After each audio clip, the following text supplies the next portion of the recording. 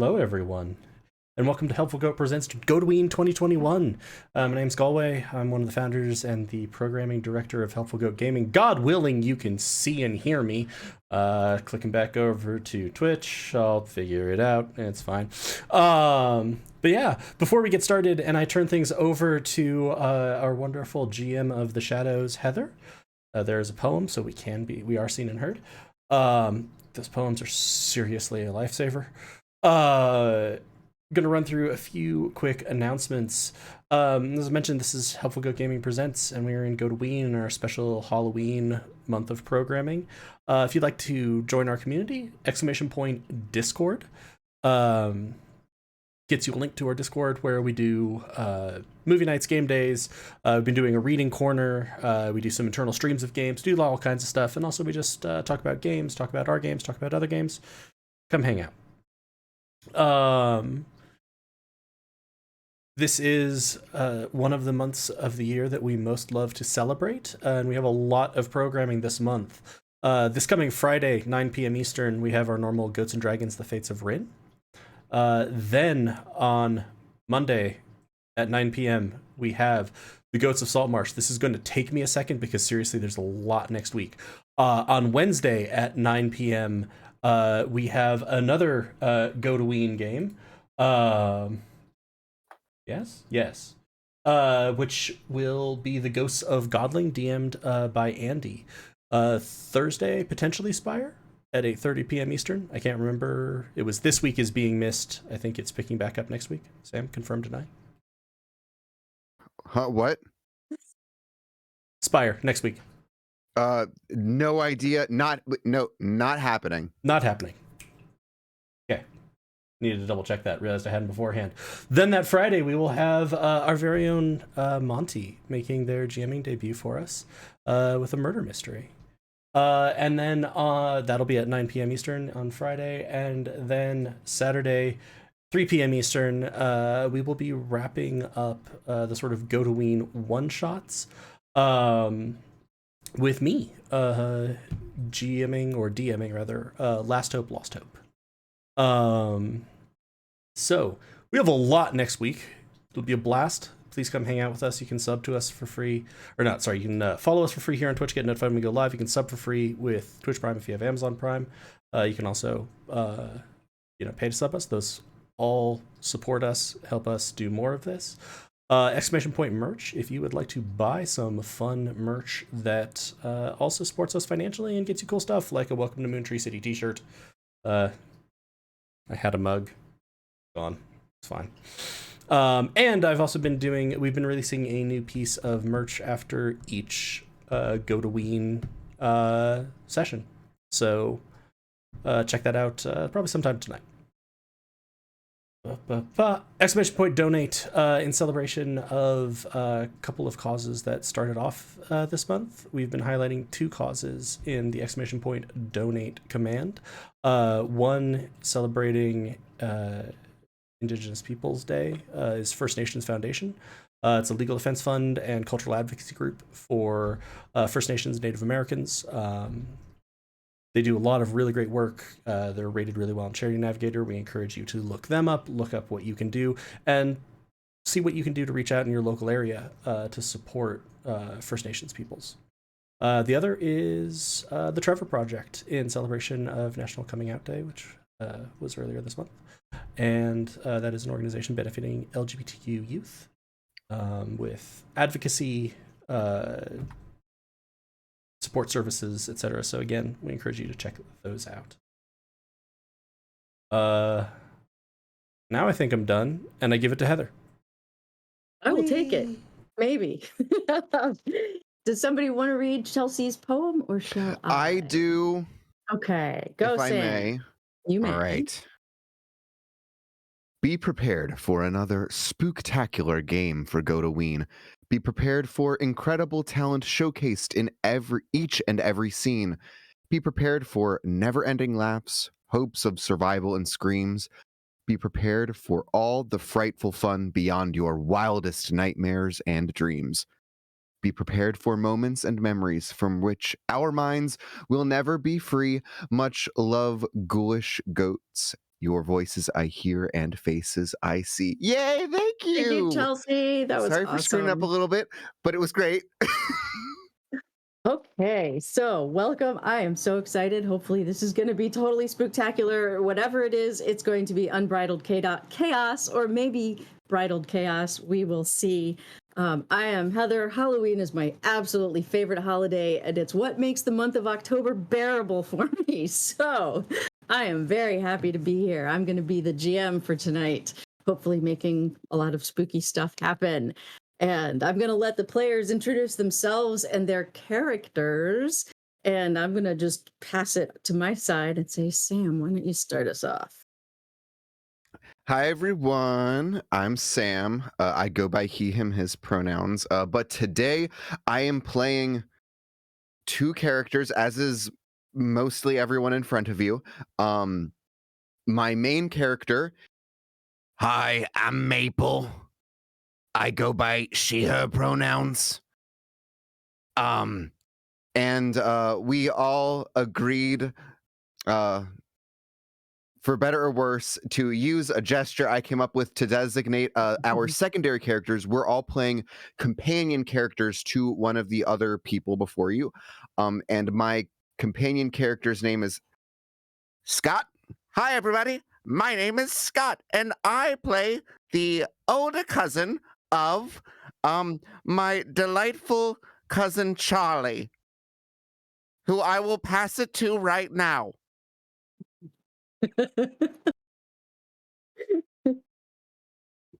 Shit, that's me, right? Hi, I literally have no clue what's going on, so this is gonna be fun. I'm Chris. I have she, her pronouns. And tonight, as if I'm not confused enough, I'm being made to play two characters. So all three of us are going to be extremely confused. My main character is Charlie, she, hers, who is very much annoyed by her older, overprotective, some would say overbearing cousin, Scott. And then my companion character is Dexter. And Dexter is the weird rival of Donald, who is Galway. And I will pass to him. Percy. Percy's my main character. Percy. Hey everybody, my name's Galway. My pronouns are he, him, his. As I mentioned, as Sam mentioned, we're each sort of playing two characters. My main character is Percy, who's some would say is the weird one, but mostly he doesn't understand why Dexter just keeps coming up and juggling at him. It's been happening since we were kids and thought it would be better, but no, it didn't. Oh God, why is the juggling? And I am also playing Donald, who also uses he, him, his pronouns, and he really looks up to. I should have written down Laron's character's name, but I didn't because I had a lot of notes going on. Siegfried. Really looks up to Siegfried when he is not enjoying some time spelunking. And with that, I will go ahead and pass it to Laron/Siegfried. Hello, my name is Laron, pronouns he, him. And for the two characters I'll be playing tonight, my main character his name is Siegfried. Pronouns are also he, him.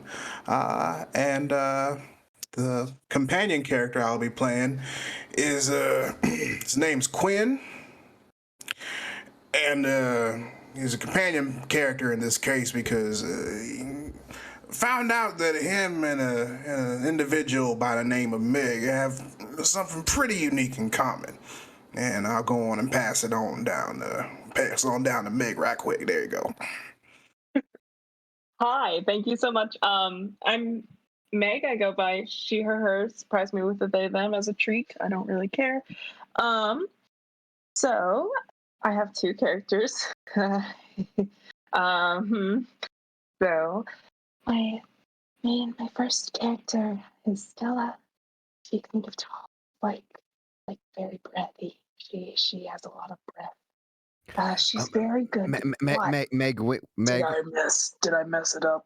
No, you're fine. I'm just saying, when you're talking as Stella, maybe get very close to your microphone. Okay, hang on. I'm gonna switch it up then. Yeah, I was gonna say girl, that it's one not started saying- as hi, I'm Stella. And I'm like, I'm not. Are you trying to Okay. relay information? If not, it's beautiful. Keep going. If so, problem. Okay, I'll try again as a treat. Okay, let's switch Stella around. Hi guys, my name is Stella. I'm so happy to see all of you. I'm really kind and friendly, and I cried because I saw a really beautiful pine cone on our walk here, and I'm just really happy to be here. I'm also strangely good with maps, which Megan is very awful with maps. And my alternative character is Ivy. Ivy, and she has a bad influence on Maple. I don't know much of anything, but my knowledge of the local area will make you literally poop your pants. Yeah, me and Ivy gonna get into some shit tonight. I can't wait. Just wait till you see the Taco Bell. Awesome. Okay. So, what we're doing tonight is a game called Be Prepared. It's a one-page RPG by Grant Howitt. We're modifying it just a little bit, but both the the characters and the alternate companions are a part of the original game. And the premise is that these guys are former scouts. So you all grew up going to scout camp. This was what you did. You were good at it. You loved it. You went to that scout camp and owned it. It was yours. And now it's been 20 years and you've all gone your own separate ways. You're all grown up, but you're having a scout reunion. So you show up in your hometown, you all get together, and you discover that, wait a minute, nobody's been to the scout campground in years. Strange things started happening. People started reporting that they were hearing voices in the woods, but never like disembodied voices, and seeing strange things. And then people started going missing. People would go out to the camp and never come back. But you're scouts. This is your camp. So you've decided you're going to go out there and figure out what the heck is going on. We're gonna make camp great again. There you go. So, the mechanics of this, when you do an action that the outcome is in doubt, you will roll a d6, and based on the number rolled, you will either have a failure, a partial failure, a partial success, or a full success. And if it's not a full success, your character will take some stress. If you get up to 6 stress, then something bad is maybe going to happen to your character. We'll see exactly what that is. You can offload stress by putting your companion in danger. So, in some way or another, you can push them in front of the bus, you can shove them off the cliff, you can just throw a poisonous snake at them. Whatever you do, you can get rid of 2 points of stress and therefore extend your own safe existence. But if you do that too many times, your companion will die. So 3 times of offloading stress and your companion's going to bite it. All right. Are we ready? We're going to pick up. You guys are on the road. You can no longer drive into the camp. You have to, because the road has become impassable. Trees are down from massive storms. Nobody's come through and graded the road, so it's full of potholes. So you drive in as close as you can, park the cars or vans off road, and you've got a couple miles to walk in order to get to the camp.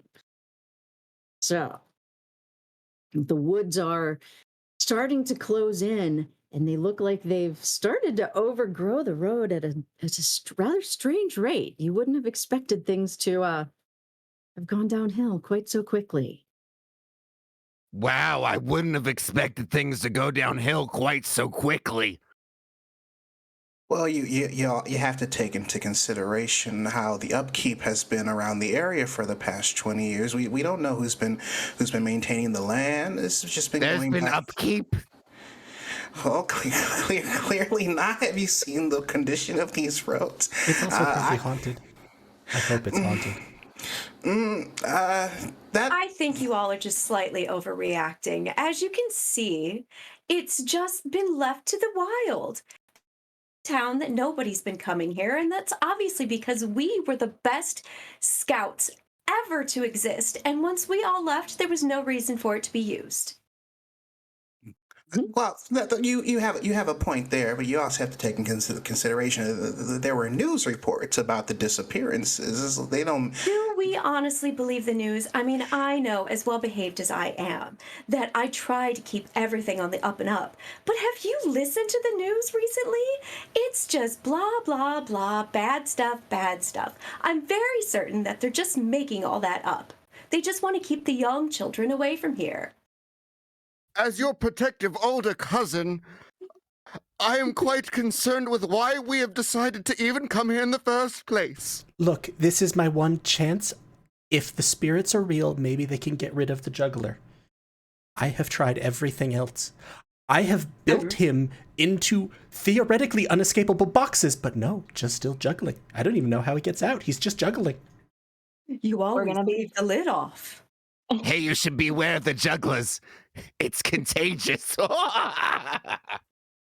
I'm kind of liking how we're walking everywhere. I turned vegan, and like I feel so bad for the poor dinosaurs who are like being used for the oil. So now we get to like walk, now we get to walk, and it's great for the environment. Okay, so I'm very glad that you decided to finish that statement with mentioning oil. But more specifically, I really don't think we should be here. I don't think that's pretty smart for us to be here. And as you're saying that, a little bit of a wind picks up and it starts rattling the trees on either side of the road. And it's kind of whistling ominously. It was a beautiful day. And, now it's about 4 o'clock in the afternoon, and you're looking around, and the sky's actually kind of getting dim. It was nice and sunny, and so now you're not so sure. And go ahead. Anyone getting some Jumanji vibes here? It's just daylight savings time is getting shorter every year. Yeah, son of a bitch. I literally don't know what you're talking about, but like it gives me the vibes of like, have you ever eaten like 5 chalupas in a row in a old fashioned Taco Bell and then like had to poop and then you were just stuck on the toilet until you blacked out? Like I'm low key getting that vibe right now, and like it's okay, but Ivy, I thought we were keeping that a secret. It happens. Well, I to guess the it's a best good of thing us. I packed extra toilet paper. Just put your windbreakers on and let's move forward. As you do so. It does feel like maybe we should listen to Siegfried. This doesn't seem like the greatest idea we've ever had. Oh, nope, we're going. Oh, okay. And I mean, I do understand how maps work. I'm like, The map I'm isn't kind of really the issue intelligent. here. So don't worry. I know. Well, we know how we can get back in case, so it's okay. Don't worry. That one keeps talking about spirits, and why does everyone keep juggling? I don't know how to juggle. So as It's okay, you're you're great. chatting and walking along, you eventually come to a bridge that used to be really nice over. It's a small river, but kind of halfway between a creek and a river. But this is the entrance into the campgrounds. And the bridge now looks a little run down. It's one of those old fashioned wooden bridges that it's a 1-car bridge, but there are now some holes in the roof, and as yeah, it's kind of an ominous looking entryway into your old stomping grounds. I would like to Bridge. posit that because so many of us were in the circus, that we're all just in a sedan, actually. And somehow, like, all 12 of us managed to fit in the sedan. With all of our camping gear. Right? Exactly. Also, given how many So- of us have DIY, we probably have built just a really incredibly unsafe like roof rack. Hell yeah. Right, That's- because it's not a sedan. Considering we were in the circus, it's actually a small Ford Fiesta. Yeah. And Yep. we're all just like cramped, like butt cheeks are touching face cheeks, and it's just all about it. I am so there for that. I was thinking about making you like roll to see if you were gonna fall through a hole in the bridge, but I love the clown car. And yeah, so you guys are just all jammed into one single car with this questionable roof rack. And at one point, well, actually, somebody roll me a d6 to see if your questionable roof rack of belongings hits the top of the bridge. I'm not going to be responsible for that. Megan rolled a 6. A 6 is a complete success. So as you're driving over the bridge, your belongings on the roof rack kind of lean backward and just they fit right under. They're doing the, what is it, limbo? And then as you come out of the bridge, they stand right back up again. And you are in the campground and your clown car disappears because, of course, the road was impassable. But now you are standing in kind of a, if you guys are looking at the map, it's like right there at the beginning of the campground. And it's a little bit muddy, it's a little bit grassy. The challenge equipment that you used to climb on, and so you know the military like boot camps where you climb on the walls and run through the tires and crawl under the chains and stuff. That's the kind of challenge equipment that has been set up there. And it's old, it's weathered, but it's still there. And that's right in front of you. The old climbing wall is just as high as ever. The chains are getting a little rusty on some of the equipment, and you know, maybe that zip line, I don't know if I'd trust it, but yep, it's all there. So And I suggest that we just quarantine this entire area. It's been 20 years. It could be a result. We could catch tetanus if we even just think about touching it. I'm not so sure. Ivy, I bet you won't race me to the top. Oh God, here we go. They're going to die. Let's give let's give it a go. It'll be fine. I have WD-40 in my pocket, so that's slippery. That's not It'll all help. that it's going to take. That's not all. Okay. Okay. Well, Okay, I'll I be think we're gonna, standing like, here climb, with like, the first the- aid kit when you two fall down again. It's okay. I brought my first aid kit. We're good. Okay. Not that we'll need it. We do this all the time. I definitely It's did been not bring a 20 years first since aid we've kit. seen this. I don't know. So if you guys are gonna race to the top, I need a d6 out of each of you. Yeah, just like old times, right, Ivy? All right. It'll be so much fun. Got a some fat reason- 2. I am not seeing your rolls. I can see them in chat though. Okay. I So- haven't enabled 3D dice. So that's also a thing. Okay. I can always look at them in chat. I don't know how to do that. But Maple, it's in the settings. There's a gear wheel up to in the far right corner. Do I add anything to this roll? Nope, it's just a straight. Well, okay. So you have badges, you have scout badges, and your companion has a badge. If any of those badges are relevant, you can add a d6 for each relevant badge. I feel like the circus applies to definitely me in this situation. I'll buy that. Circus skills is a scouting badge Yeah. now. So Mine And definitely doesn't. Ivy was not in the circus, is that right? Okay. No, she knows where everything is. Right. local. Okay. All right. So I'm gonna add a d6. okay. Okay, that one was a 4. Okay. So Do you add the can use totals, or everyone's is it name. just another option? Nope, to... it's just like advantage. So you take the higher of the two. Okay. So Maple rolls a 4 for climbing, which is a partial success. So you have 1 stress, but you go up to this wall and you start scaling it, and you're up, up, up, and every so often a handhold breaks. And then a foothold breaks, but you're hanging on by 1 hand, and then you've got your toes grabbing it, but you finally scrabble your way up to the top. Adrenaline. Be careful of the splinters. Nice, Okay. nice use of the toes. And Stella, who rolls a 5. This was also a partial- Ivy that was going up. Ivy. Oh, Ivy was going. Okay. So, and because Ivy's my companion, does that mean I get to relieve the stress because I've endangered Ivy? Yes. So I was thinking it was Stella that was going. So No, companions don't actually roll. Okay. So, you can have then your choice. So if you put your companion in danger, you relieve 2 stress. And you can do that 3 times. So honestly, I might suggest waiting. Yeah, how much stress until like negative consequence? 6. You die. 6. Okay. Yeah. According to the game rules, you die. I was gonna say. Also, we should be. Consequences, you die. Also, let's be clear. There's not like scaling consequences. You're fine. You're fine. You're fine. You're dead. Yeah, pretty much. Nice. Excellent. Yeah, I'm not gonna. Ivy and I have much more dangerous activities to get to, so it's gonna be fine. I would think so. And Ivy makes it to the top. And do you win? I'll let you decide that one.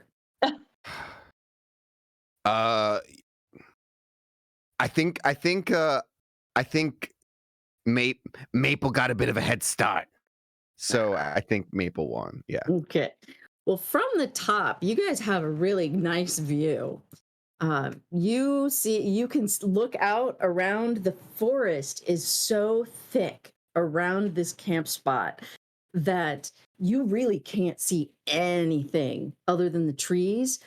But right around the camping area, the river goes. So the camping area is in kind of a loop of the river. It sits down in this loop, and you see across a copse of trees that is where the tents would always go. And there's a fire pit that's there. And so the tent circle is still, you can still tell where the spots are. But the forest has grown up quite a bit around. And where you used to see like meadows and that sort of thing, you don't really see many clearings. There's a small clearing off to the east a bit, and you can see all the way out. Eventually there are cliffs, about 200-foot cliffs that go all the way down to the sea, and it's an incredible view. But the sea is black. The waves are roiling, and there's all kinds of white caps on the water right now. So is the thing that like we would say has changed the most the fact that it's just so overgrown? Mm-hmm. The forest is dense and dark, and it seems wrong somehow. It's so full. I will also say that Percy is sitting there, like from twigs, while people are scrambling up this climbing equipment and potentially breaking their necks, and just assembling basically like little like twig wreaths, but in the middle are little wicker men, and then just sort of tossing them over his shoulder to Donald, who I assume just catches them and begins integrating them with the juggling, the constant menacing juggling. Nice. Okay. I guess what I'd want to know is there anything new, like structure-wise, or is it all just trees? Well, there used to be a house, like a small cabin, that was off to the east and sat near the cliff face. And you don't see that. You used to be able to, but that looks completely overgrown. Where that was. But then there's this small clearing kind of northwest of where the house was that you can't see anything in it. It's just kind of a small open patch that that wasn't there before, and it's like one of the only open patches. There are not very many of those. Hey, Ivy. Remember when you dared me to just spray paint a massive, insert an appropriate word here, on the side of that one cabin? Absolutely. I mean, it was incredible. Modern. Thank you. I am glad to know you appreciate my artistry. But I can't quite see the cabin. It was like right there, right? I mean, I do. Yeah, it was definitely there. Maybe was the exact place, and that's where we stole all the food too, right? Yeah, but let's not bring up the food. It gave me quite the. I mean, you know the rest of that story. Let's get back to the group and let them know. Sounds great. Okay. Siegfried is actually in the process of trying to set up some sort of parameters, because whereas he does appreciate the care, the knowledge and the assurance that we'll be fine. A little safety around where we're going to be staying wouldn't hurt. So he's just trying to survey the area, make sure that certain things are set up so that we can hear incoming intruders or things like that. You're just trying to think 2 steps ahead, even though it probably won't work considering everything that he's read in the news. So you're doing this kind of around the fire pit and tent sites where you guys will be either pitching tents or sleeping bags open to the air. I'm not sure how you guys camp. Pretty much. Okay. And as all of you are thinking about getting ready, because it's late afternoon and the sky really is getting dark. It's considerably earlier than you expected, but clouds have rolled in. You guys on top of the wall saw the ocean just pitching with these dark, dark waves, and you think it might just storm tonight. So what do you do to set up camp? We brought the rain god for the tent, right? Right? Yes, Anyone? I have all the supplies right here. If you guys would just stop horsing around and trying to catch tetanus from this very old equipment, you would see that I've laid out everything. We just need to set this tent here, set this tent there, that one there, and then we can all get ready. So are you? It'll be fine. It was really sweet of Ivy to bring some WD-40, and it looks like we'll have enough stuff. So don't worry. So we can use the trajectory of the branches and probably get an idea where the rainfall is going to land, so it can stay as dry as possible. Just things like that. Just take everything from what we brought and where we are to an advantage, because they're a lot taller than the last time we were here. And yeah, the branches are all tangled and it's dark. I mean, you're looking around and there are a couple small game trails that, kind of look a little bit overgrown, but where there used to be big, nice open trails and you guys went hiking all the time, now it's pretty closed in. Just those little game trails. Charlie, Siegfried was right. I think we should go out and grab some firewood, because who knows how else we're going to eat if we do not have a fire. And as your older, not that much older, but as your protective older cousin, this is what we should do, and you must come with me henceforth.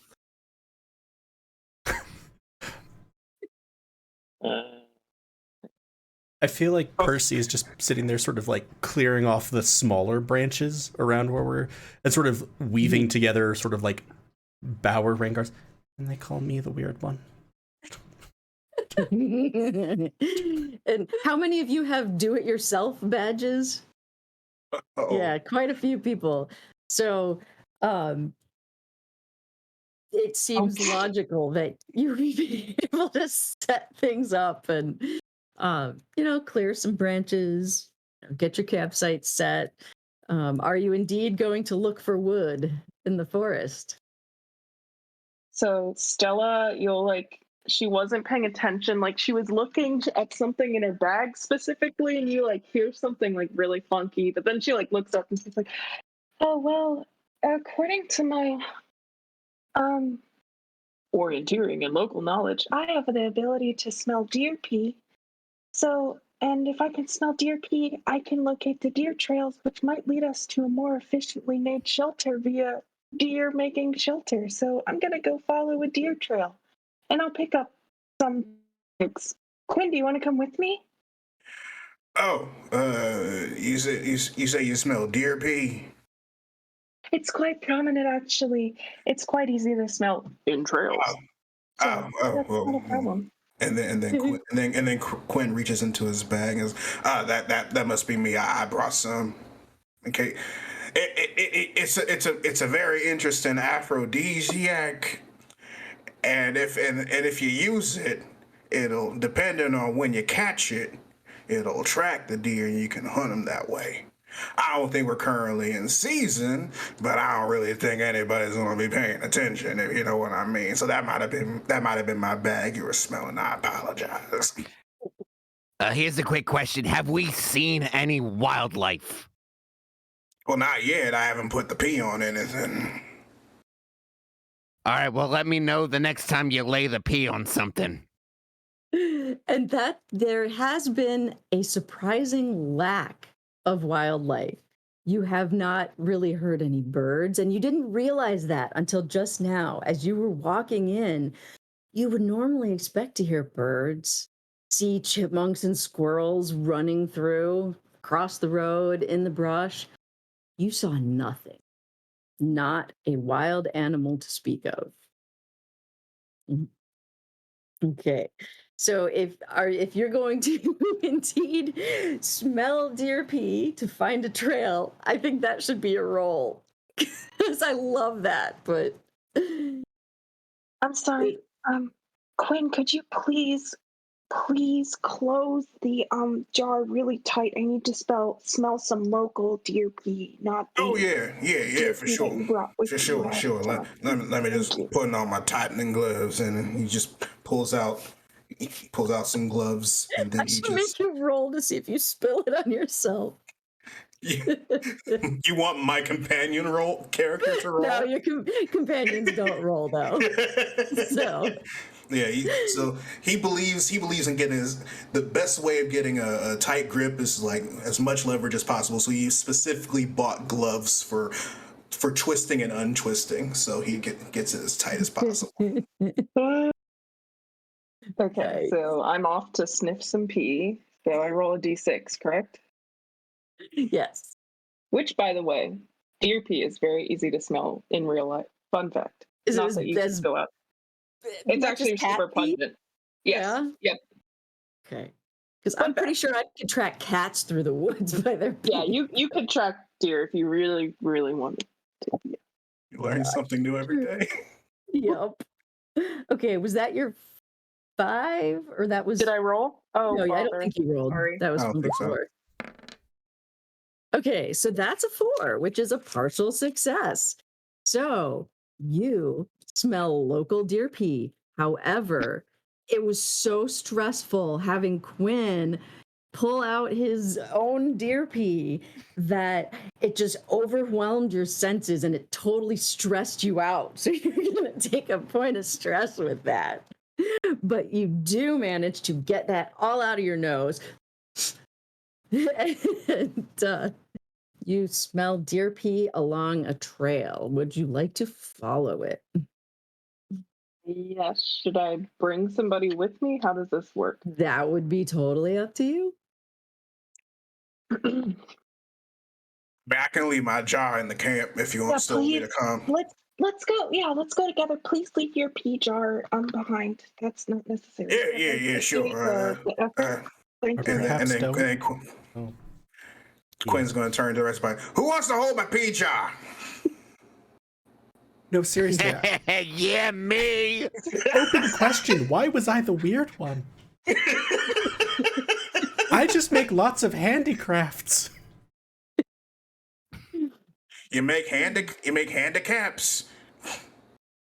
Keep it up.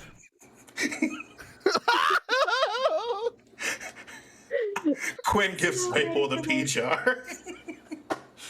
Yeah. No good Ivy, will come I'm of already that. working on a plan for this. Danger! Danger! Oh my god. Okay. It's gonna be like the McDonald's all over again. I'm excited. Okay, that's Ivy. Go. Charlie is just standing there shaking her head with her arms crossed because I cannot believe that you guys are all acting this way. How old are we now? We are much older than you guys think you are. Sister, we are on vacation. I'm Vodka 33. and WD-40. It's fine. All right. So if you're going into the woods, you're either going to be pushing your way through really thick tree branches and bushes and shrubs that are in your way, or you would possibly be able to cut them out of your way. But to keep things rolling, I think we'll say, why don't you give me a roll to see if you find good firewood, good tinder, and like a downed tree or something for bigger logs. Who is rolling this? This would be Stella, Okay. who's in the woods, unless somebody went with. Well, Other than Quinn. Yeah. Oh, because Quinn can't roll. Okay. I mean, Quinn can assist. He is very athletic, so if you need him to lift something up. Can we just let Quinn assist? Well, Quinn, you have an athletics badge, right? I do, So yeah. if you do something like, okay, you get all athletic-y and you can like push over that dead tree that was standing up there, then Stella can roll another d6 and take the higher of the two. Yep. Just, by this time, his tightening gloves are off, so he just gets his hands ready and just no. just pushes it right there out the way. Okay, so your first roll was a 4, which is the highest.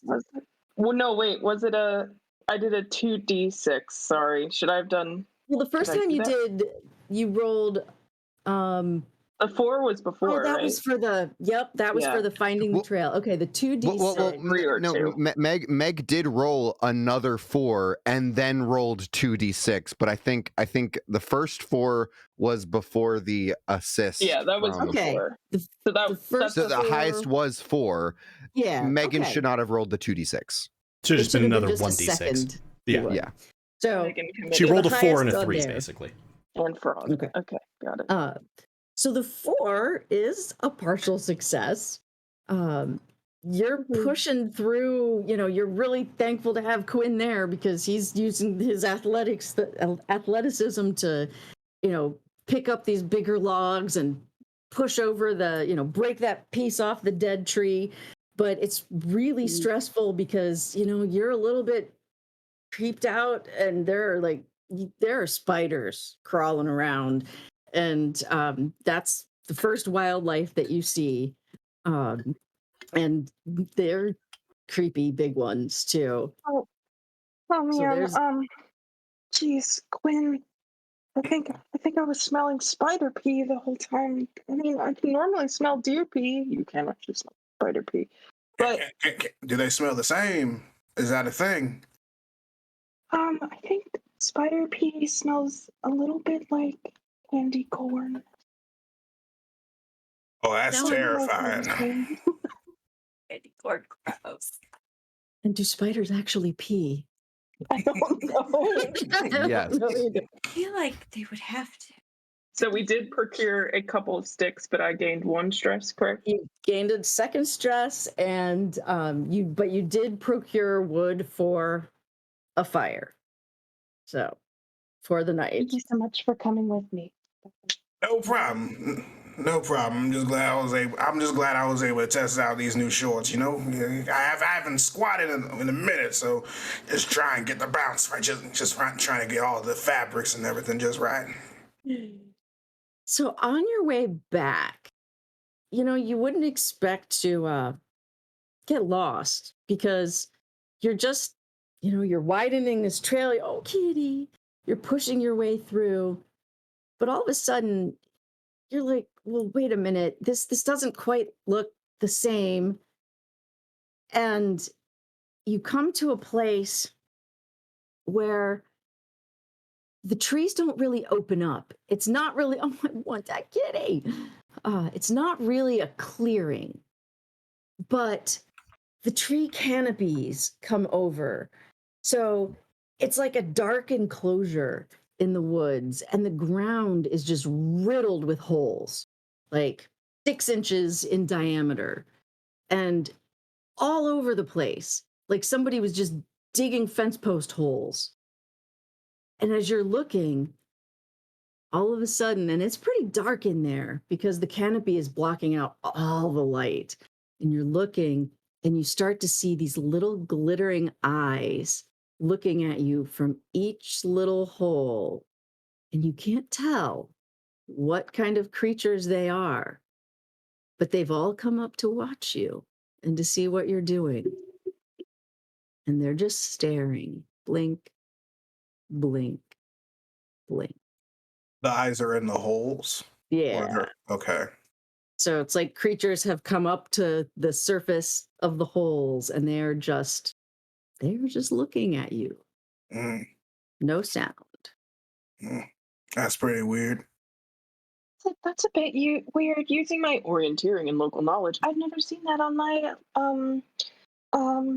not yet accredited Stella maps, and that's really, I don't know. I'm a little nervous, but I don't want to like offend them. What do you think we should do? Well, whatever. I'm not really that good when it comes to holes on the ground. Because more than likely I have to drive over them, and they ain't no good for my tires, no siree. But we don't got anything to drive with, so Quinn's gonna look around and see if there's any way to go around the holes. You could skirt the edges, but you're pretty sure you didn't pass these on the way out. So, Yeah. and you don't really see the game trail picking up on the either side. On the other side, it might, but it's kind of dark over there. You'd kind of have to gooch along the edge of the trees. From what I see, we didn't really come out this way, because I remember some holes in the ground. Like I said, I drive a lot, and I remember holes in the ground when I see them. And I didn't see any holes on the way to the street, so we either double back or we could, scoot around the edges right quick and take our chances, but not try to. If you're not trying to disturb the holes. I'm not trying to disturb the holes. I hate disturbing holes. I only disturb the holes when I necessarily have to, because I'm driving. You have no choice but to disturb the holes. Yeah, I'm very sensitive, so I feel like I really should disturb. They're fine. I'm having a hard time hearing you. I'm so sorry. Oh no, Megan. Sorry. I'm vegan, so I don't like hurting animals. Or like, what if that's like a hedgehog with like a lot of glitter attached to his eyes? Like, I don't want to be mean. Let's just go around it. We're gonna take your word for it that what you just said actually exists, and all right. Okay. So you guys are going to skirt along the edge of this clearing and see if the game trail picks up on the other side. As you do this, you're coming within maybe 3 feet of some of these holes, and you still can't quite see what these creatures are. They're turning to follow you, and all you can see is something dark and shadowy. And they're watching, and they're watching. And as you get over to the other side, there is an outlet. The game trail continues. Oh, not an outlet. Oh, not an outlet. There's an outlet from the clearing. The game trail goes on. As you, I'm assuming you're going to take that half of the game trail. As you leave the clearing, it almost feels like something is tugging at you, and you look down and like something's tugging at your pants. Like when you have a kitten that latches its claws on, and it's not really pulling hard, but you can feel that little extra weight there. There's nothing on your legs. There's nothing touching you. Yet that little pull is there. Who feels that? Both of you. Okay. That's Both of you. strange. And Quinn's wearing shorts, so he feels out on his bear. It's like, what the hell? Oh. Or on your socks, or Yeah. so it wouldn't necessarily be claws, but it's just you feel like a weight added to your legs there. Honey, like a secret bug or something? I don't know. I don't know about secrets. Maybe it's phantom limb syndrome. Sometimes you get that when you don't got no legs, but I got legs, so I don't know why I'm feeling it. And you clearly feeling it too, so I don't know what's going on with that aspect. But anyway, we should probably head on back. Yeah, that sounds like a great idea. Yeah, I don't want to upset anything. I really don't want to upset myself either. That would be silly and goofy. So yeah, let's go back. Yeah. And as you're on this path, even though you didn't see this clearing-ish thing on the way out, it does actually circle back, and you eventually reach the camp. You come out a different trailhead than the one you started out, but it takes you and puts you right back at the fire pit and the tent sites, and you stumble out of the brush, and you've got twigs and branches in your hair and scratches on your arms from pushing through, but you have armloads of firewood and tinder to build a fire. Guys, we're back. I didn't get more deer pee. I'm sorry, but we got some sticks to make a fire. Yeah. Yeah, it looks like you got a lot of kindling in your hair there, Stella. It's like, Yeah, that was actually used. It's very common for if you run out of space in your hands to like put things depending on how your hair is situated in your hair is depending on how smooth the things are that you're putting in there. It can be very easy to take out. So that's pretty good work. Bella starts removing the stuff from her hair. It's fine. I can just picture Percy taking it and starting to weave it, but Oh yeah, they have also definitely come back to at this point. Percy has woven like just multiple sort of structural things out of twigs. Like there is a large rubber duck shape out of twigs. He just got bored and sort of just kept going. cool. You can sort of open the top of the rubber duck's head, reach around inside. He stored his water bottle in there. Charlie would have assembled all of the tents and is standing there just very proud of herself. So for the first time ever, I just started some music in Roll20. I don't know if you guys can hear it. It's not too loud. Yeah, I got it. Okay. So Chat, tell me if it's killing you. I dropped it down. okay. Poopy. All right. So night is rapidly advancing. The wind is still picking up. It's almost howling now. And the trees around you are tossing. So you're starting to think, all right, it's probably time to, if the tents are up, we might need to get some food in us and hunker down because it's going to be one heck of a storm, it looks like. Hey guys, it's looking like it's gonna be one heck of a storm. Maybe we should hunker down or something. Why didn't we take the chance to check the weather reports before we? Why do we choose the night where it's going to storm? I don't understand. I guess it's fine. It's fine. It's fine. It's fine. We'll be fine. Okay. Someone speaks up and says, but we did check the weather reports and it was supposed to be perfectly clear. It's coming in the back of your head. So the storms are kind of coming out of nowhere since the radar said it was all clear. Was Siegfried the only one who heard that? No, I think we all heard that, right? Either way, so somebody, Yeah. Okay.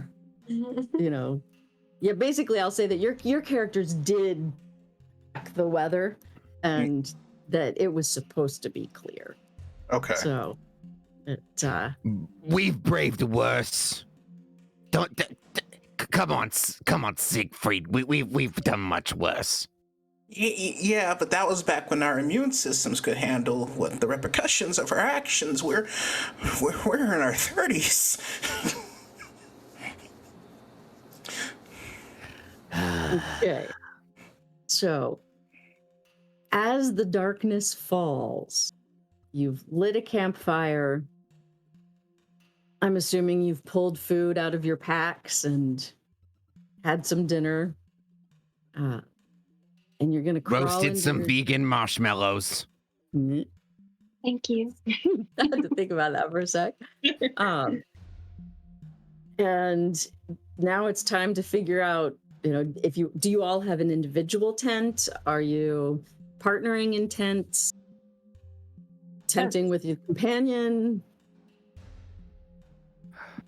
I think, quite obviously, Ivy and Maple are in a tent together. But yeah, I'll let everyone else kind of decide, figure out what they're doing. I'm pretty sure Percy has given in and knows that if Donald isn't in the tent, he'll just be outside the tent juggling. So it's fine. Okay.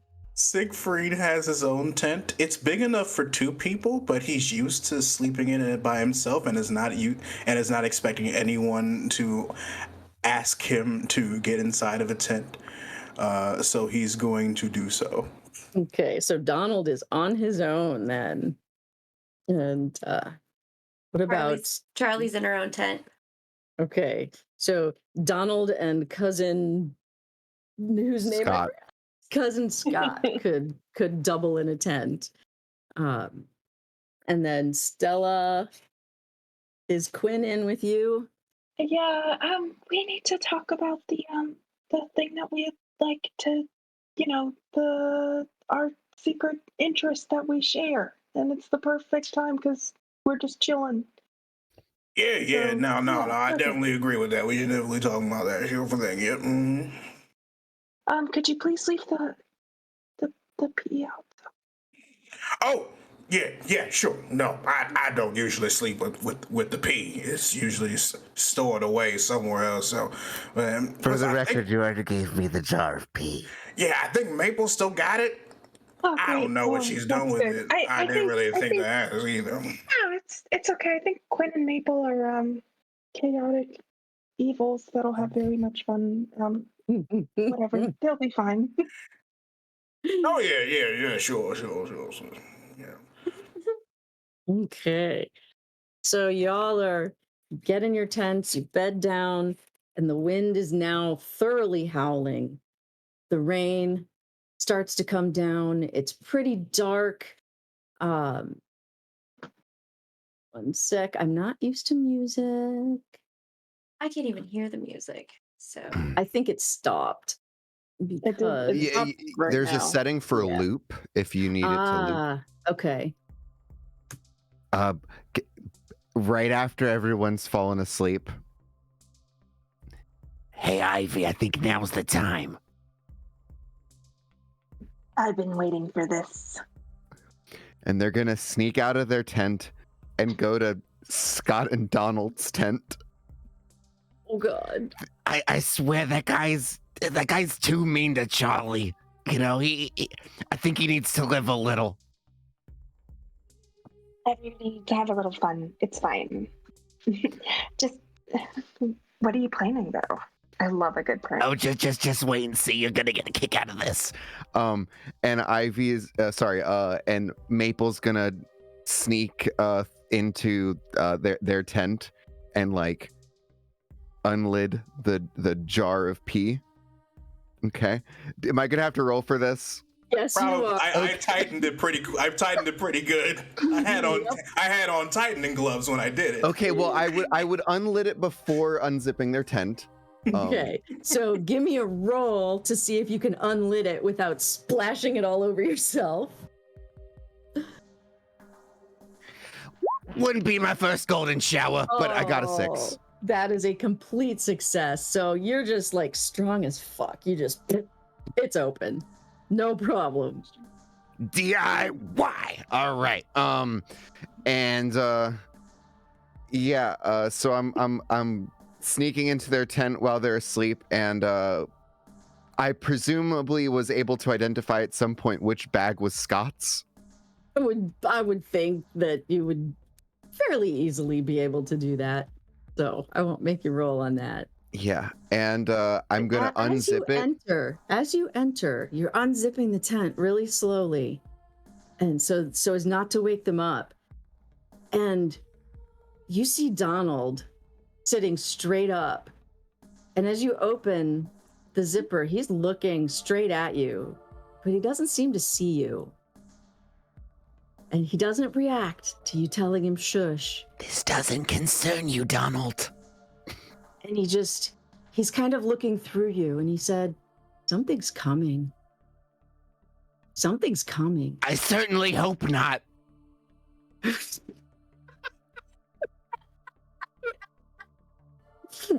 He does not crack up.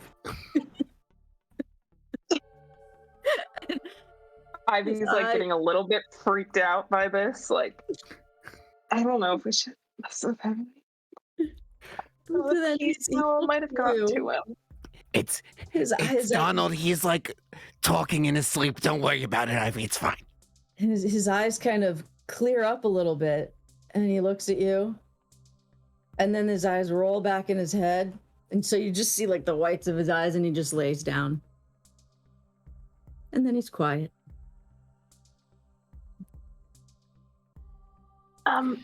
Let's go put the peas somewhere. I mean, he's having such a bad dream. Oh, It's no. okay. This doesn't concern him. It's gonna be fine. And I'm just gonna quickly just empty half of the contents of the jar into Scott's bag. Oh dear God. Oh my god. Poor Scott. I was like the contemplating most- giving him a little bit of a wet sleeping bag too, if you know what I mean. But I decided that might be a little too cruel. But Ivy, I mean, if you wanna. Ivy just like looks at the jar of pee and like, you know, like you swivel things in science to like think about it. Give it oxygenate the urine. Yeah. Mm. Get the full scent. Let it breathe. A good year. Mm. Oh dear. Oh dear. A vintage.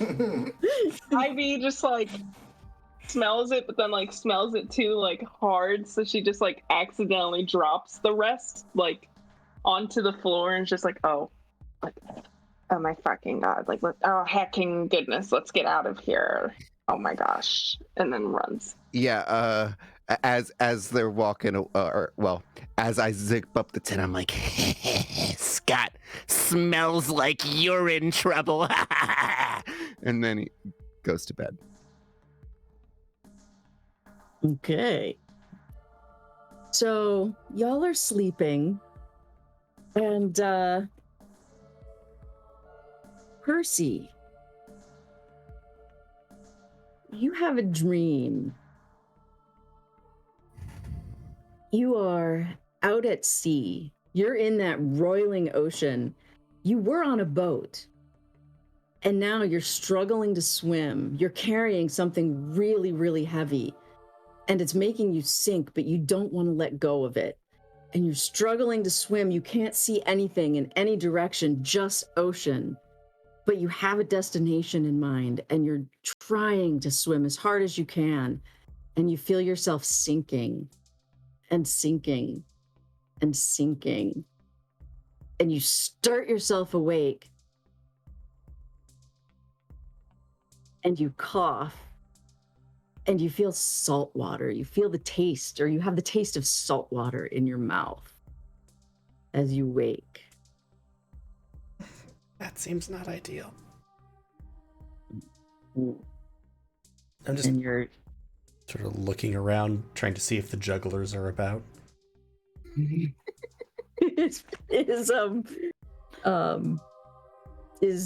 Oh god, Dexter. Is Dexter still juggling, or is Dexter sleeping?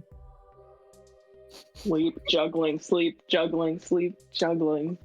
How do you know if we said where Dexter was? Oh, I said that Dexter. I said that Percy probably had just accepted that Dexter would just like wait outside the tent if Percy didn't just let him into the tent. Besides which, they technically are friendly rivals, as much as I've made you a very weird rival. Mhm. Then yeah, if you finally let Dexter in, he would be sleeping there, but he's like holding on to like a set of like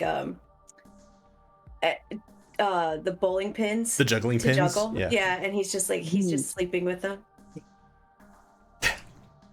Percy kind of like wipes mouth. Oh, that seems not great. Oh. Okay, well, he's asleep. Oh god. Do I remember like what I was carrying? It felt almost like it was hard, and it was maybe a foot and a half long, kind of squarish. Maybe it was like a wooden chest that had things in it. It was a booty. Okay, that seems oh god. Percy's gonna sort of reach over and poke Dexter. I'm the best juggler ever. Percy, Hi. you want to juggle? I bet I can juggle better than you. Yeah, we established a long time ago that you could. Our rivalry wasn't really around the juggling, it was around how weird it was because, anyway, I just had a weird dream, so the competition continues. Hey, I bet my dream was weirder. I was juggling midgets. Very strong. Be heavy. Yeah, the midgets were also juggling. Smaller midgets. Sort of a juggleception dream here. Yes. It's weirder than yours, right? Right? Well, mine wasn't necessarily weird because of the dream. I was carrying a chest and I was swimming out at sea and there's a storm and it was really, not going so great. It's more the fact that I woke up and coughed up salt water.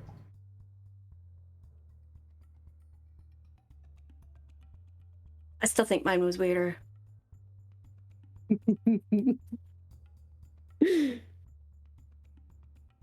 Okay, but if we maybe move past just the weirdness, what do we think my dream could mean? That you don't know how to swim.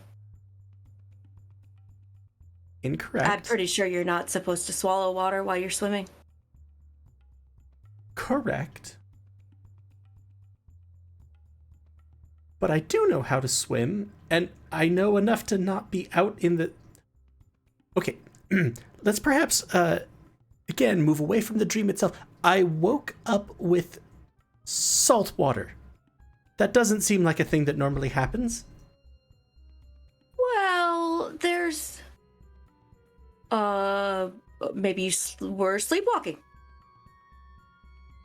That's pretty normal. That's You would definitely know not if I weird. left. How would you? I would not know. I don't keep tabs on you. Not like I need to keep tabs on you to make sure I'm better at being weird than you. Since we got back to town, when was the last time that you didn't know exactly where I was?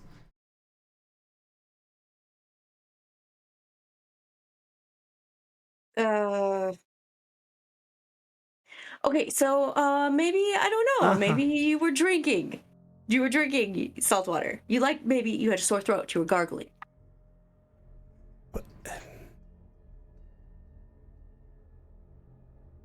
Yes, see? Okay, you know what? Here, makes all the sense. Just gonna hand you a small, like, whittled box that looks like it's a little, shaped like a little coffin with a small wicker rubber duck inside. Here, just enjoy your midget dreams. It's fine. I'm just gonna go back to sleep. Yes. Charlie, as you're sleeping, you think you hear something outside of the tent. You hear some splashing, and you know that there is the swimming hole where you guys, it was an inlet from the river that was deliberately built up so it was safer from the current and gated off from the main body of the river.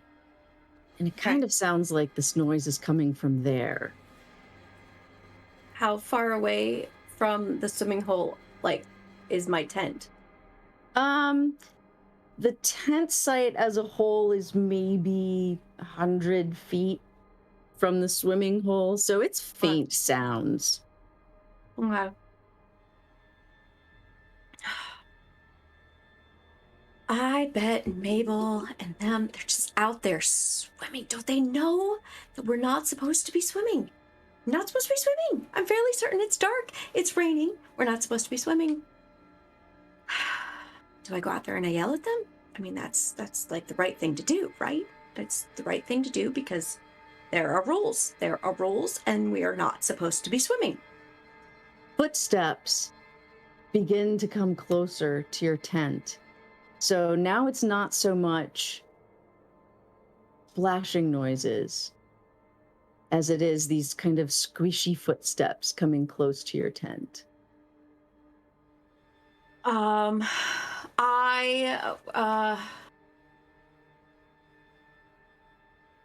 agitated because there are rules and they weren't supposed to be swimming and now they're walking through, they're going to catch cold and I'm going to have to doctor them up and I don't want to have to doctor them up because they were out there doing what they weren't supposed to be doing. So I'm going to unzip my tent and I'm going to pop my head out or I'm going to pop out like I'm going to yell at them. You do this? Yes. Okay, so I don't know mechanically how this is going to work. I'm going to drop a picture onto the map and make it bigger. And I don't know, if Galway, if there's a way to show this to people in chat. Ah! This is standing outside your tent. How far away? She, about 2 feet away. Just standing there, looking at you. She doesn't say anything. She just looks. Okay, what is she exactly, what is she wearing? An old-fashioned looking dress that's got that high neckline that has the tie lacing coming up. Her eyes are huge. They're kind of a cold grayish blue color. She has blonde hair, thin face, and she's just soaking wet. Her hair is in her face, and it's just, she's not moving. She's not blinking. She's just looking at you. Okay, so as I would have unzipped the tent and I go to pull it open, I'm getting ready to yell, Maple!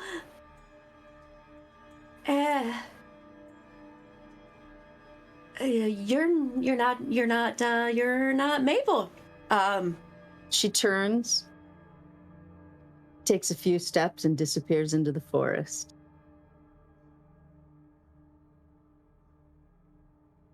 Okay. And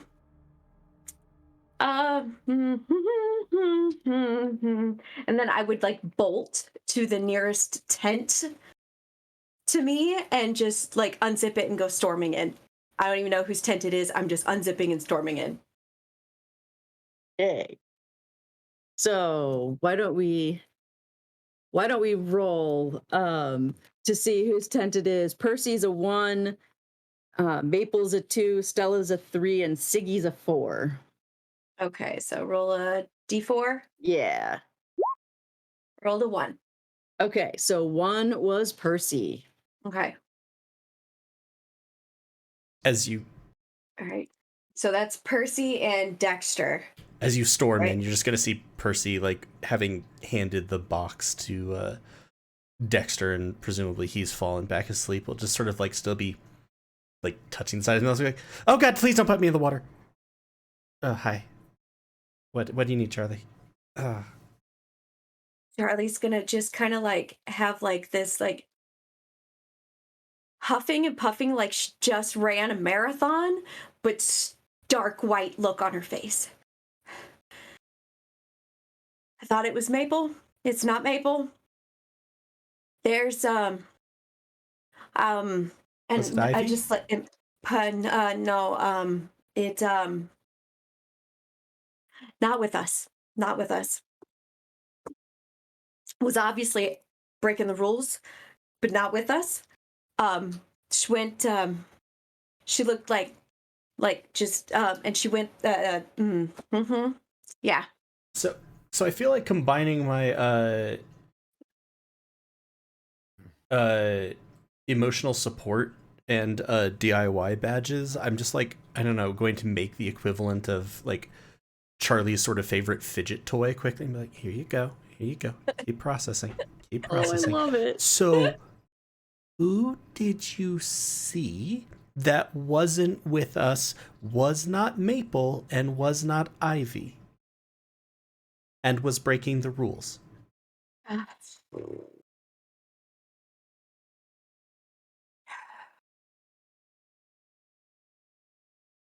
Woman in white went in for a walk in the woods.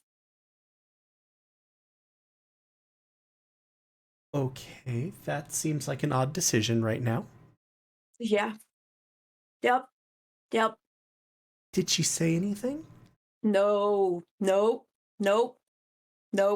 I will also say that Percy is sitting here again, sort of doing the sort of like branch weaving, and you're gonna see like reaching behind himself, like pulls out like, I don't know, probably like just a normal t-shirt and is like wrapping white cloth around it. White clothes. Just out walking, didn't say anything. Did she have a mouth? Features normal? Yeah. Creepy. Really creepy. I was gonna offer a towel, but she nope, just went into that way. Yeah. What do you say we round this up and we just kind of like head on home? That might be a decent idea. Yeah. It's a little concerning, but Rules are being broken, okay? Rules are being broken. I thought this person was Maple breaking our rules, the rules of the camp, and it wasn't Maple. But rules are being broken. I don't know if it's her or us, but you know, yeah, let's round this up. Percy's just gonna sort of show you a small wicker figure that's now dressed in a white robe, like long hair, about like this. Yeah. Why are you so weird?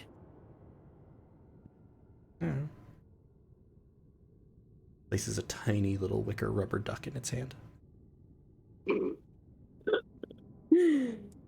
So did we even have to go out for kindling?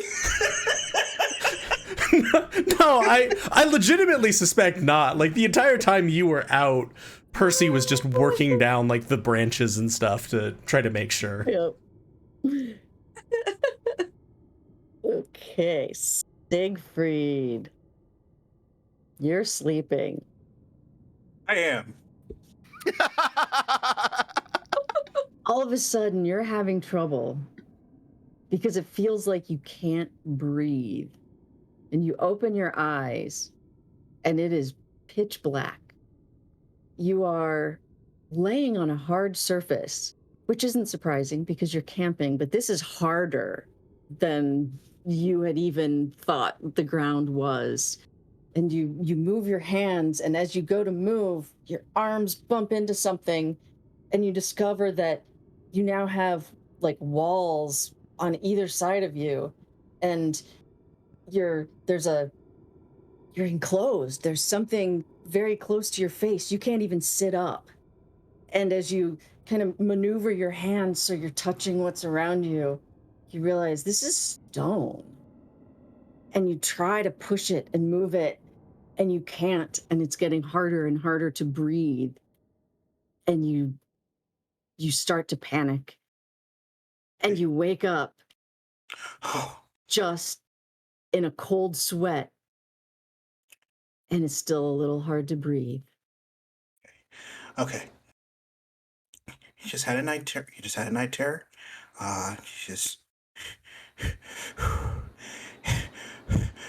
Just control your breath. Just control your breath, and just keep back in control. Back of your Keep back in head, control. you hear cackling. Nope, that's not normal. That's not normal. Nope. All right. So we're just gonna ignore that. We're just going to not bring in any more anxiety than my body is currently capable of producing or containing. So no, that we're just going to push that aside. We're just going to push that aside, and we're just going to get things back into a synergized state. Yep, that's exactly what we're gonna do. Okay. So, because Siggy is Siggy,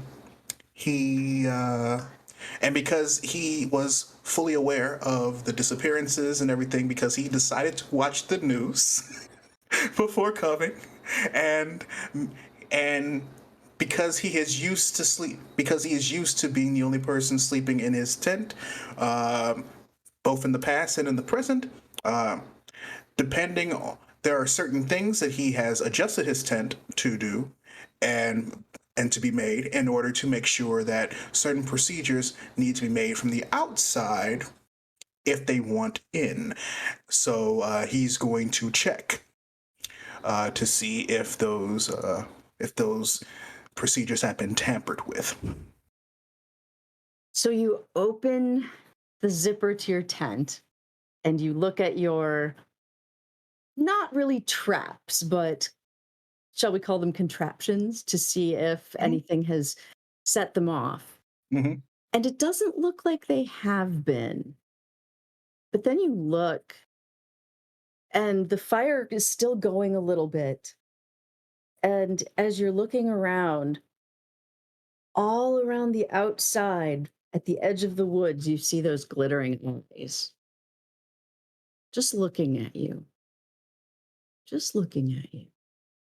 Ringing the tents. So I imagine that it happened like unzip. Okay, check. That one's still there. That one's still there. And he just backs up and then just zips the tent right back up. It's like, nope. And Maple, you're sleeping very calmly after putting pee all over not Charlie, Scott, right? I think in Maple's sleep, you hear, I'm a troublemaker, not a petty faker. So you're having this great dream about being a rebel and a troublemaker, and you're living it up. You're pouring pee all over bad people and just making all kinds of trouble. And all of a sudden, in your dream. And for some reason, it's like one of those lucid dreams where you know you're dreaming, but then you start to question it. Am I dreaming? Am I not? I hear somebody calling for help, and you start to look around, and you're no longer in the great party place where you were. You're actually in the woods, and you hear Iggy calling for help, and you run toward it. And as you break into the clearing, you see Siggy covered in shadows with glittering eyes, and he's just screaming. And then you wake up panting. Thank you for saying shadows.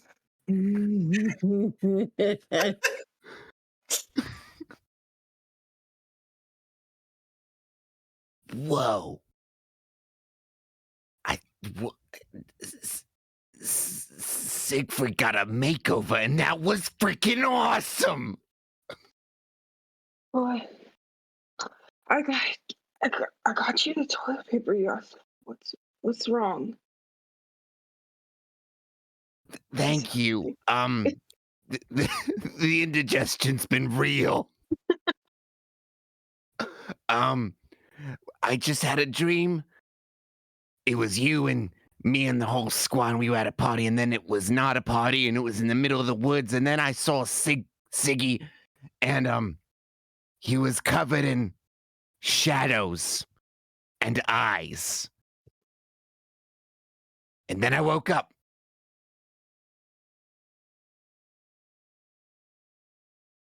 It's what I told you about eating the new chicken taco slash sandwich from Taco Bell. I know, Mom. I thought you were supposed to be my bad influence.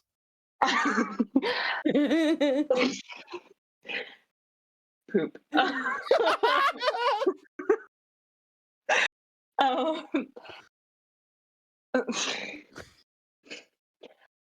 I am your bad influence, which is why I told you to only eat the dollar nachos for rum Taco Bell and only eat the cheese all at once on Discord, and it worked out, and it was horrifying. Fine. Well, in your defense, it was quite good. Anyways. Yeah. Okay. Okay. What time is it? What time is it? It's about 5 a.m. It's almost morning time at this point. The wind has died down somewhat. It's a grayish light that's starting. Looks like it's going to be kind of an overcast day, maybe misty, foggy. But you're okay. I had a dream, and you managed to sleep through until it's morning time, and it's sort of light, as light as you think it's going to get anyway for this kind of gray and dismal place. And as you all start stirring from your tents, you see footprints all around your camp. Tiny, bare footprints. Well, not tiny, but size 6 woman's shoe that Charlie might recognize, that would look like the shoe that the woman was wearing. And it looks like she walked and kind of inspected each tent. And there are deeper marks where you could tell she stood and looked at each tent for a little while. And you don't find any footprints leading off. They're just circling in the tents, but they don't leave the tent area. You don't find any coming or going. And none of them activated my devices. Your devices were not activated. Mm. That's even more unsettling than the ice. No,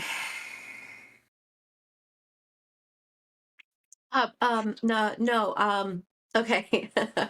So I saw this woman. I told Percy all about it. Percy heard all about it, and she like walked away. Where are the footprints that she left? She walked into the woods. Did she jump? Did she float? I watched her walk. Fairly certain. Fairly certain. I mean, I was half asleep. And I really thought it was Mabel. But fairly certain. She walked into the woods. Where are those footprints? I will tell you what I thought was Maple. I have been thrice scorned on this trip. I woke up to the rancid smell of some kind of urine upon my clothing. It was probably deer. I remember, yeah, I gave Maple the jar to hold. Wait, Maple? You are complicit in this act. I gave everybody ample opportunity to the chance to claim the pay jar, and only Maple rose to the occasion. So excuse And you thought me. this was a good idea? I just needed someone to hold the jar. Entirely unrelated note, but does anyone else have room in their tent? Not related to your thing at all, Charlotte. Don't worry about it. Or Scott, don't worry about it. Don't worry about it. It's fine. Anybody? Literally anyone. I do. Yeah. I have. Okay. Well, why are you asking if somebody has room in their tent? We are not staying another night, right? Rules have been broken. Certainly not. We are not even staying this morning, Charlie. We are leaving immediately. Scott, I love you, man, but Oh no, yeah. you really might want to clean up. That's why I'm over here. But yes, I agree. If you want my opinion, even though you didn't ask, I don't think we should have been out here in the first place. But we've seen the campground. We've seen the condition. We can just ask one of our old scout providers who has an idea on who owns the land, and they can get this. And professionals who can actually do landscaping can actually go out and proceed to handle everything Or burn it. Or burn it, yes, because also professionals are more than capable of handling the glowing eyes that I saw. The what now? glowing eyes? The glowing eye. Yeah, where'd all your eyes go, Siegfried? The what? Wait, you didn't see the drowned woman? The drowned woman. Percy's gonna Did you see the hold up footprints? the doll. That is a bundle of sticks, Percy. That is a bundle. That is not a woman. That is a bundle of sticks. It's actually quite close. I don't know how he did it. He's really weird. GM, considering that I am the only one clearly one of the only ones who has seen news reports, do I know of any? Does anything come to mind? You give me a roll, actually. Okay, what do Let I? me see. What Just would a I want D6. Okay. And this is like to remember. Can I add my local knowledge? You can. All right. So 2D6s. Both of them are 5s. Okay, so that is actually a really good result because it's a partial success, but you also are going to gain 1 stress. I mean, that seems on brand considering everything. You do. I feel like you're already stressed. Actually, yeah. No. You do remember that a number of years back, the body of a woman was discovered at the base of the cliffs. And nobody ever figured out who she was or where she came from. And that's about all you can remember. Okay, so drowned woman. Where's White? Don't know where you got the white sticks from. They're all pretty much dark brown, but I'm not going to question your methods. Beech tree over there. Don't worry. Okay. I wasn't going to go over there. So, yes, drowned woman. You saw walking, floating, whatever around. There was one a few years ago that turned up at the other end of the cliffs where the water is. So maybe yes. And usually people who go missing and have been reported drowned don't usually walk because they are incapable of that due to what's that thing? Yes, death. So we should probably not and then combine with the eyes that I saw and that Maple saw on me. So yep. As I'm just going to get things prepared and just get ready to cross that bridge again. And he starts taking down his tent. Percy's gonna sort of raise a hand. Oh, I was just gonna say, just because I think this is possibly related, call it a hunch, but Donald, last night when I totally was not in your tent at all, ever, why would I do that? You might have said something along the lines of, something's coming. And maybe that was the thing that came and was here and phrasing. so none of that would suggest doing anything other than what Siggy's suggesting of getting the hell out of here. I will also say on the other side, Percy's gonna sort of raise it. Not to make anything weird, there is now just sort of a ring of wicker rubber duck shapes around him. Did anyone else have odd dreams last night? I dreamt that I was swimming in the sea carrying something like a box or a chest, something heavy, and then I was sinking, and when I woke up, I talked to Dexter about it, and he had a dream about juggling midgets, but that honestly feels par the course. It was way weirder than his dream. I was juggling midgets who were juggling midgets. But it's weird, right? I also woke up with salt water in my mouth. And that feels, not a normal part of the dream cycle. Did anyone else have something weird with dreams? Charlie saw woman in white. I had that dream. Apparently Donald woke up and said something to you when you were spraying deer pee on Scott. Hey, I did not admit to anything. There was pretty conclusive evidence presented already. Impossible. There's holds up a tiny wicker rubber duck with a little judge's wig on. I definitely saw a strange dream where Siegfried was all covered in shadows and eyes. Yeah. Okay. Yep. All right. And by this time, the tent is halfway put down, and Siggy's just gonna go. Yep. Heard you the first time, Maple. I did also had a dream. I dreamt that I was Beatrix Kiddo in hard mode. So yeah. Let's just continue. Let's just continue. Nobody's taking down their tent. Nobody's taking down their tent but me. Why is nobody taking down their tent? Because that requires work. Come on. Maple. Yeah.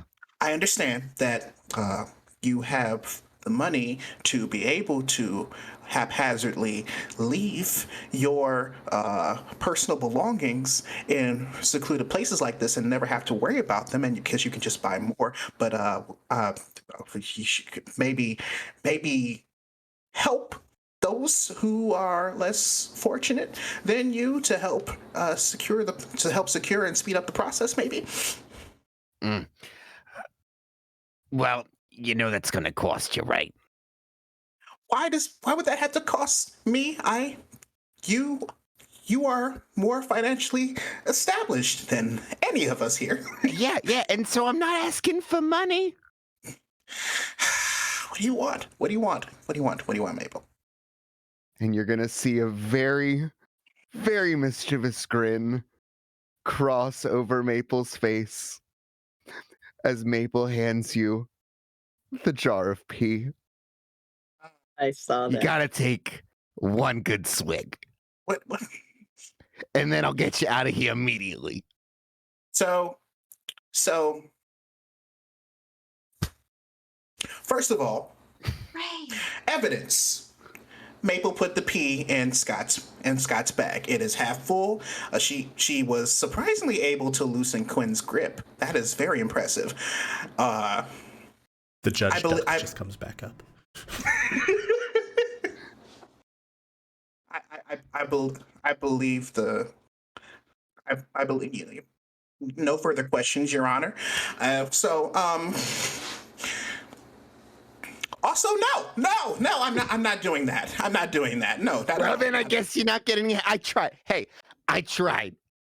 Why would I have to sacrifice my sense of smell just to be able to make sure that I leave this clearly haunted campground alive? What is the purpose? What pleasure do you find from that, Maple? Well, I mean, the look on your face would be priceless. Is this not already priceless enough? I feel like all I have to do is just put my hands on my face and I'm already Kevin McAllister. It's just, can we just hurry up and can we just leave? Fine.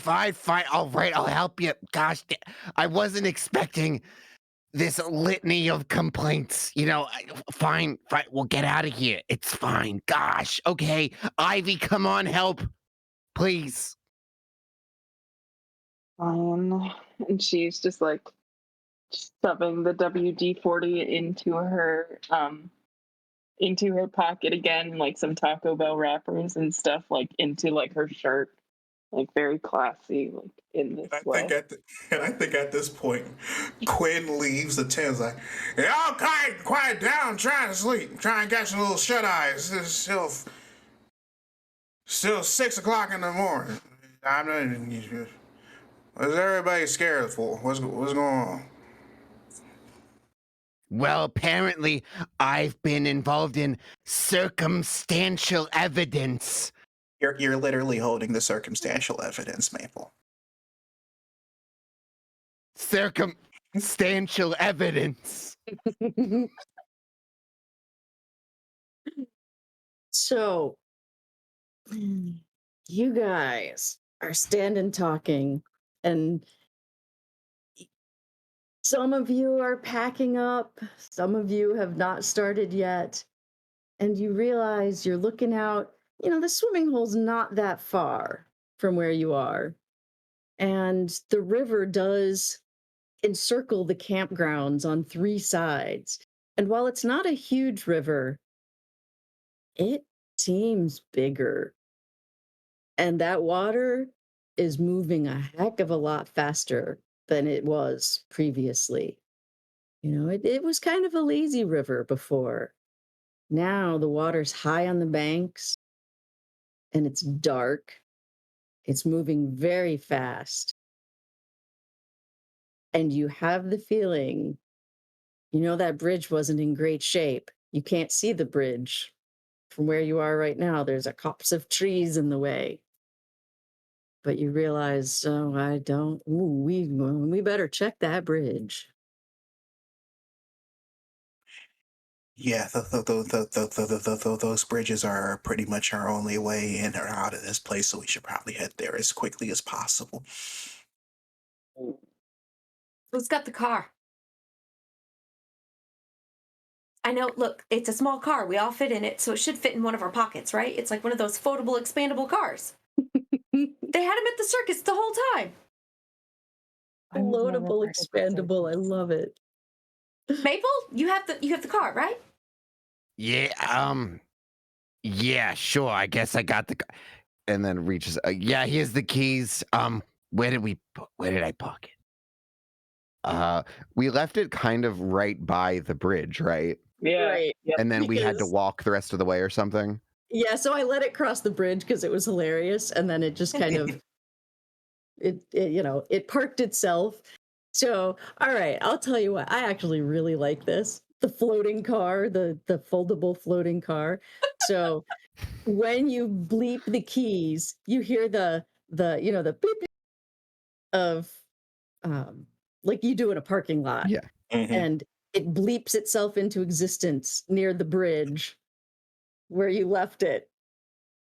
The bridge that is probably not going to support the weight of that car going across.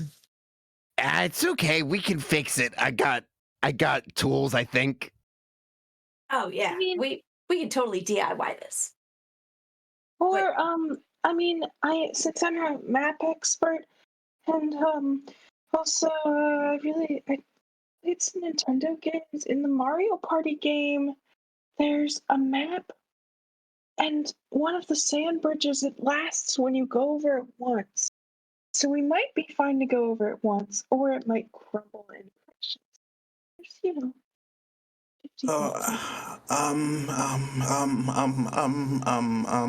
Okay.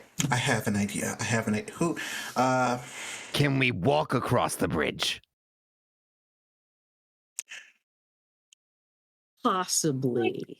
I like our car. uh um, I'm going to check with who the I can't remember all the badges. Who's more likely to have rope? Oh, somebody had knot It was- tying. Oh yeah. Also- that's Your companion oh. is a caver, like this a spelunker. So Yeah. Okay. So Siggy's gonna go up to Donald. Hey, Donald. yes,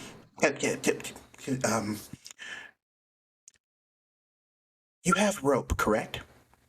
yes. May I see the rope, please? I thought you'd never ask. Turns and like rummages and is going to bring up basically a bunch of different like climbing ropes, like nylon ropes. That's okay. All right. You know what? Yeah. That's more than enough, and more than enough is great. I'm just gonna. Thank you, Donald. I really do appreciate Of course, this. whatever you need. Okay, thank you. And then Siggy's going to start making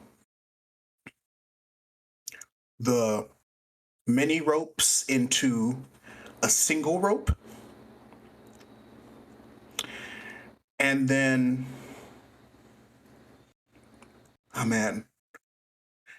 And then he's going to give one end to Quinn.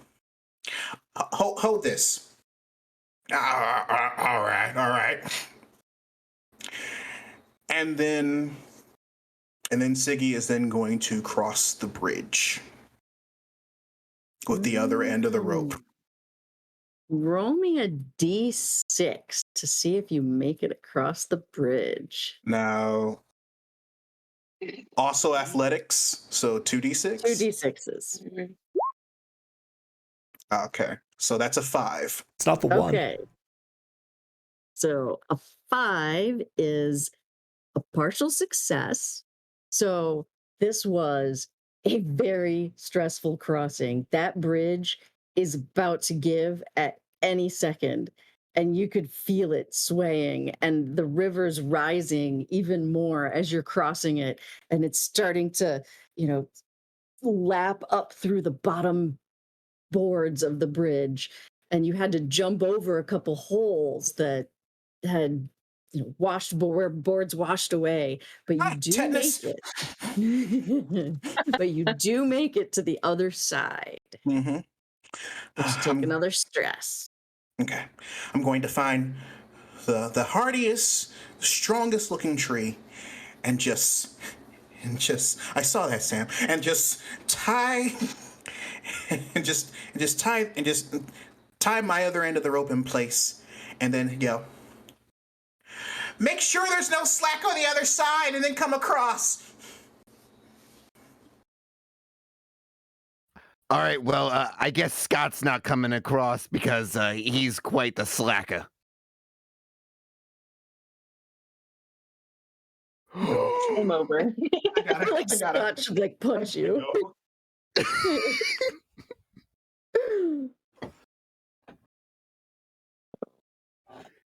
It doesn't look like anybody's coming across. I mean, yeah, well, yeah. I think Scott's going across first. Okay, so since the Follow me, companion- Charlie. We are on our way out of here.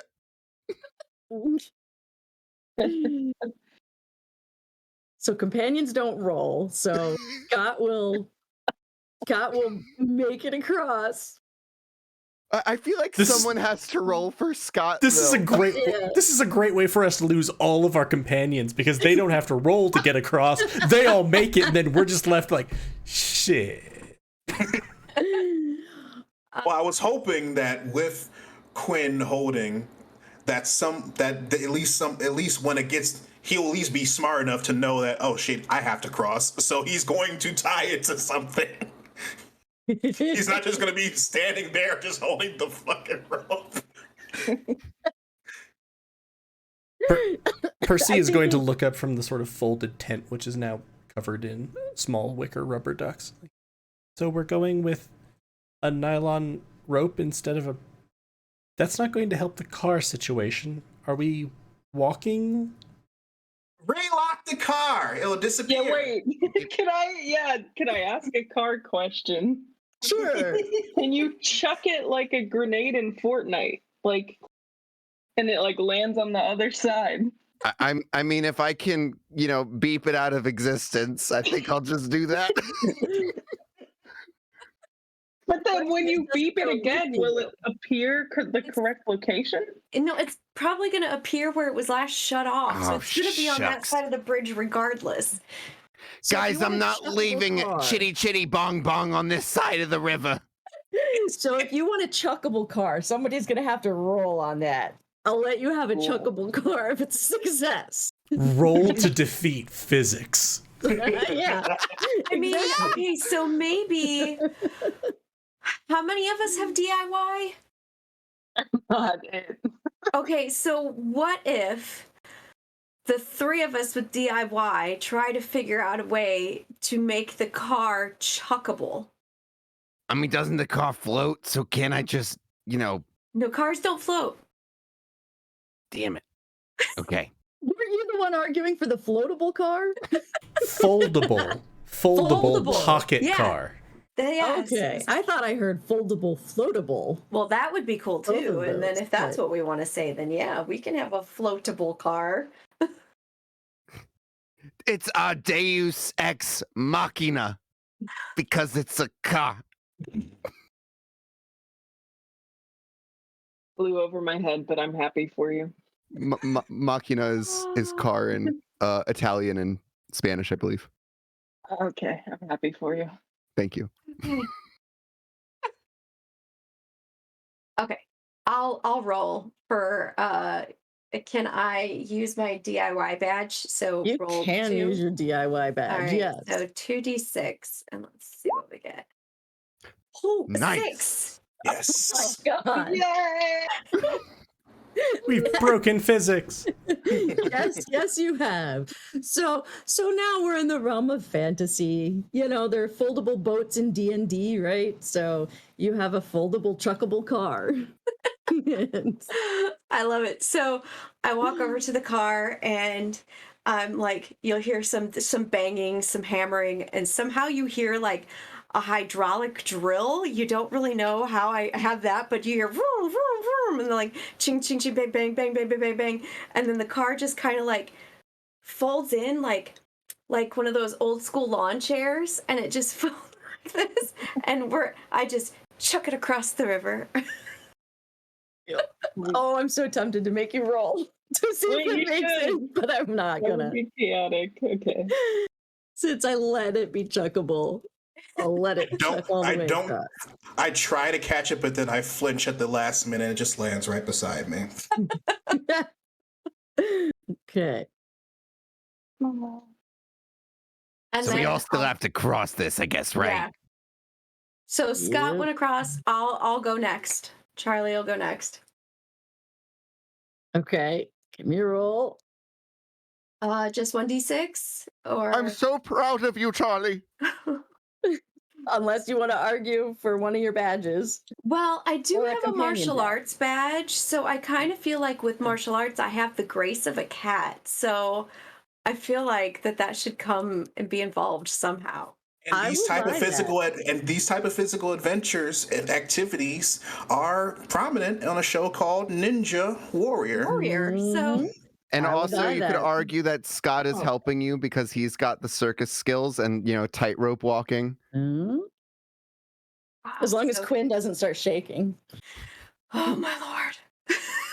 Somebody tell Quinn to put the other side of the rope on a tree. For God's sakes, he's not strong enough to hold all this weight.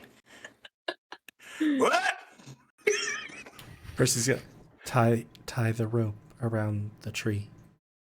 Okay. So wait, was Chris the last roll you had? That was the chuckability, right? Yes. Okay. So I have not rolled yet. Okay. Quinn will, after being told by Percy, Quinn will then tie the rope around the tree. In hindsight, that makes a lot more sense. I couldn't hold on to that rope forever. Hands you a wicker rubber duck. Good job. All right, so after he got that tied, so I get to roll 1d6 just for the roll. I get to roll for my martial arts, Yeah. and then I roll And one for Scott, but Scott's not Yep. my companion. oh well, wait. Your no. companion is No, Scott is my companion. overprotective Yeah, cousin. Okay, and since I get he to has roll- circus skills, you get to use that like it's your badge. So you I get to roll 3. Nice. Wait, 3. 3. One for base. your. Oh yeah, and one for The Scott. martial That's right. arts, Okay, so the circus. 3d6. All right. I got a 6. Yeah. Hey! Nice. Okay. You go to cross and you decide that you're going to combine your martial arts with circus skills and you tightrope yeah. the damn thing. And yep. And you're doing like front walkovers on the tightrope going across. Yeah, and just to throw a little bit of like suaveness in there, I kind of do like a spinning back kick and land. And then Very and then I'm impressive. like, Gosh, Charlie's so cool. Why is he gonna stick around his cousin? He's such a slacker. Scott. Percy will try to go next. Okay. Apparently, Dexter's circus skills can come in handy. He Oh, points yeah, out, 'cause he's definitely right behind you going, I've got this, you've got this, but I'm going to do it weirder. I'm telling you. I'm going to juggle. I'm going to juggle while I do it. twos. Please don't. That was Please don't juggle while you're crossing the rope. He, in fact, juggled while crossing the rope. He did, in fact, juggle. So He's juggling while crossing the rope. a 2 is a Mm. partial. Oh, no. Actually, a 2 is partial failure, partial success. So you take a stress, but there is a minor benefit. So,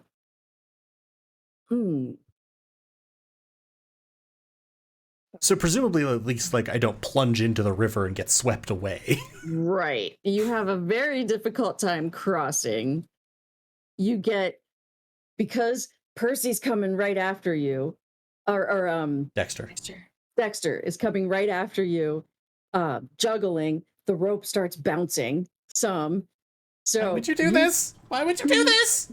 You slip, you grab onto the rope, and your feet are kind of hanging through, almost hitting the water, and you have to climb your way back up onto it. Well, Percy's juggling, but you manage to kind of crawl the rest of the way across, hand over handing. For everything. I know. Works a rubber duck at you. Ow. A twig rubber duck.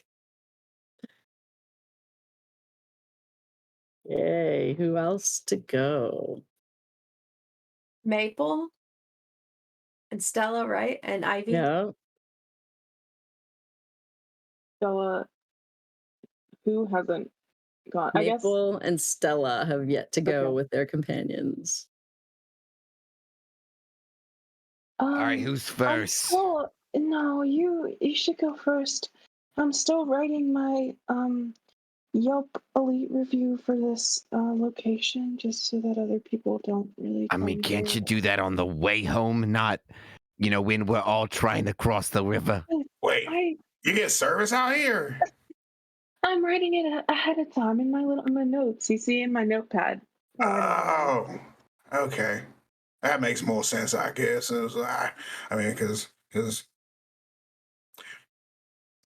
I want to do this for comedic effect, but I feel inclined to ask, do we get service out here? I think you probably wouldn't. Okay. But what was the comedic effect be? Maybe we could say it's intermittent. Yeah. As far as Quinn is concerned, he has full bars, but maybe he's actually looking at something else on his phone. The battery. He's looking at a screenshot of when he actually had signal. Yeah, he accidentally screenshotted his home window before they lost service, and it's just been 2:30 p.m. the entire time. Love it. I love it. Okay. Well, okay. All right, Ivy.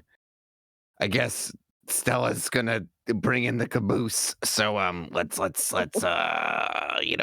cross the river. And I guess we're gonna try to cross. Okay, what badges are you using? I am using my Cirque badge, but I don't have anything, I mean, Ivy doesn't really have anything. Okay, so Helpful here. 2d6. Okay. Ooh, a 1 and Well, a my highest was a 3. 3. Yup, which is a minor benefit. You're gonna take a stress, but there is a minor benefit again, which is you didn't plunge into the river and get swept away by the raging current. But you do slip and you go flat on the rope and you just grab onto it, and then you're kind of hanging upside down on the rope, and you have to rely on Ivy to kind of scooch you along to get You'll you be to fine. the side. It'll be fine. It'll be fine. Just don't think about it. Don't look up. Look at the beautiful. I'm a troublemaker, not a petty faker. Ooh-wee. Okay, let's just finish getting across this river, Aubrey. Whew. Man, I hate to say it. I hate to say it. But Scott was right. I was waiting because Scott went one of the first, which made the rope, I'm sure, just reek of deer pee. Because if it's anything like cat pee, it doesn't come out. You smell that forever. But because Stella and Quinn are like the last to cross, they're kind of used to it, so it doesn't really affect them. Yeah. And while they're crossing, Quinn's just gonna go, my Yelp reviews, I usually only stick to Yelp reviews whenever a business really goes like crazy. It's not really it's not really known for me to like leave a good one. It's just like only reason why I leave a Yelp review is I want you to know what you could do better. So I was like, I appreciate you. I appreciate the fact you already got that set up and everything like that. And he's just staying out while they're crossing. And then, do we have any benefits, or am I just? Oh yeah, you have Quinn's athletics. Oh, Yeah. true. Okay. So 2d6, correct? Yep. Oh, not bad. 2 and Okay. a 5. Five. So There you go. 5 is the partial success. So you succeed. You are going to take a stress because it made you really nervous. Going across, you saw that raging water below you that you've never seen the river higher. And but you're being pretty athletic and you just make it across. And I'm like, Not a problem. just trying to ease myself through by like talking about my like Yelp status. I'm like, well, Yeah. I've been in a light ever since. Listen, And they gave me free macaroni and cheese. That was pretty nice. The worst review I ever gave was to this restaurant because it smelled a little bit like DRP in the restaurant, but you know, it was okay. funny thing about that, I've actually encountered a restaurant with that exact same situation, DRP all over it. And it's like I was fine with it, but I could tell that everybody else is different. So I was like, I just want to let you know, I'm giving you 2.5 stars because one, the burgers are fine. It's just, you don't really have to change that much, but I know what DRP smells like. Y'all need to fix this. We were successful in crossing. As Stella makes it over, Percy will just hand her a small wicker duck with a 4-star little sign. Nice. Very nice. Okay, so you have all made it across the river. It is 11:17. That seems like is it a good time for a break? Yeah, this is right Or- around when we would normally pause. Yeah, perfect. Okay, so why don't we do that now, and then we will pick up with after the crossing. when we come With back. all of So us about on the other side of this goddamn river. I'm sure this will go better for us. Yeah. Stick around to So- find out, everybody. Yeah. We'll be- So what was usually 10 or 15 minutes? Yeah, right in there. Maybe we'll be back at 11:30 your time, 9:30 Mountain. That'll work. All right. So So we'll be back in about 15 minutes, everybody. Hang in there and see what adventures we get into next. They're going to be weird. Momo Cam. Okay.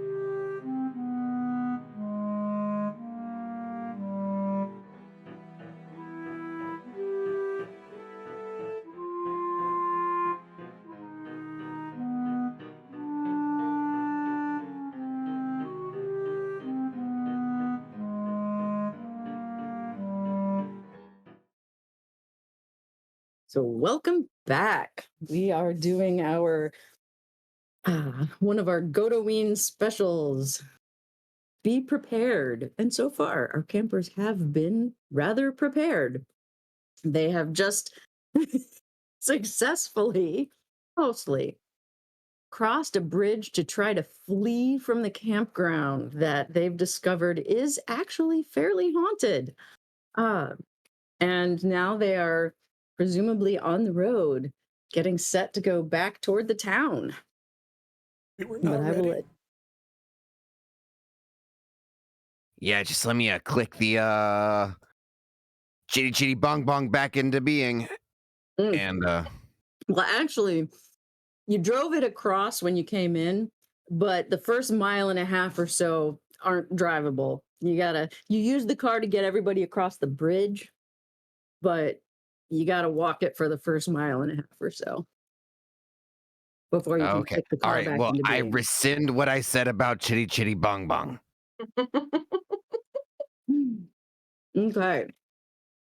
So y'all set off, got your packs on your back, and it's, still gray skies. Hasn't gotten any brighter during the day. And the road just seems really long. It's, it's time stretches on, you're trudging along, and just like, man, shouldn't we have been back by now? And you come around a curve in the kind of road, and there's an old woman. She has a wheelbarrow, and she's crossing what's kind of a road. And she looks at you. She's got this wild white hair that's just all knotted and snarled and tangled. And she's got really dark eyes. And she just looks, kind of gives you a smile, and starts wheeling her wheelbarrow straight across the road. And you see inside of the wheelbarrow is a box. It's a wooden box, and it's carved. It's actually quite beautiful. Almost looks like an antique. And you stare at it and you realize it's like got arms all over it and legs. And it's just human limbs are all like covering the box. Oh, kitty. And just she looks at you and she disappears into the woods on the other side of the road. Ominous. So okay, so anyway, as Was really curious of her to give us such a good look at a box, huh? well, you know how forest dwellers are these days. Let's just keep going. I mean, I know this area, and I know that the town that we're currently located in, that I'm not going to come up with a name with, it's very famous for its composting. So maybe she was just entering a box of compost into the compost competition. Yeah, that The she. compostician.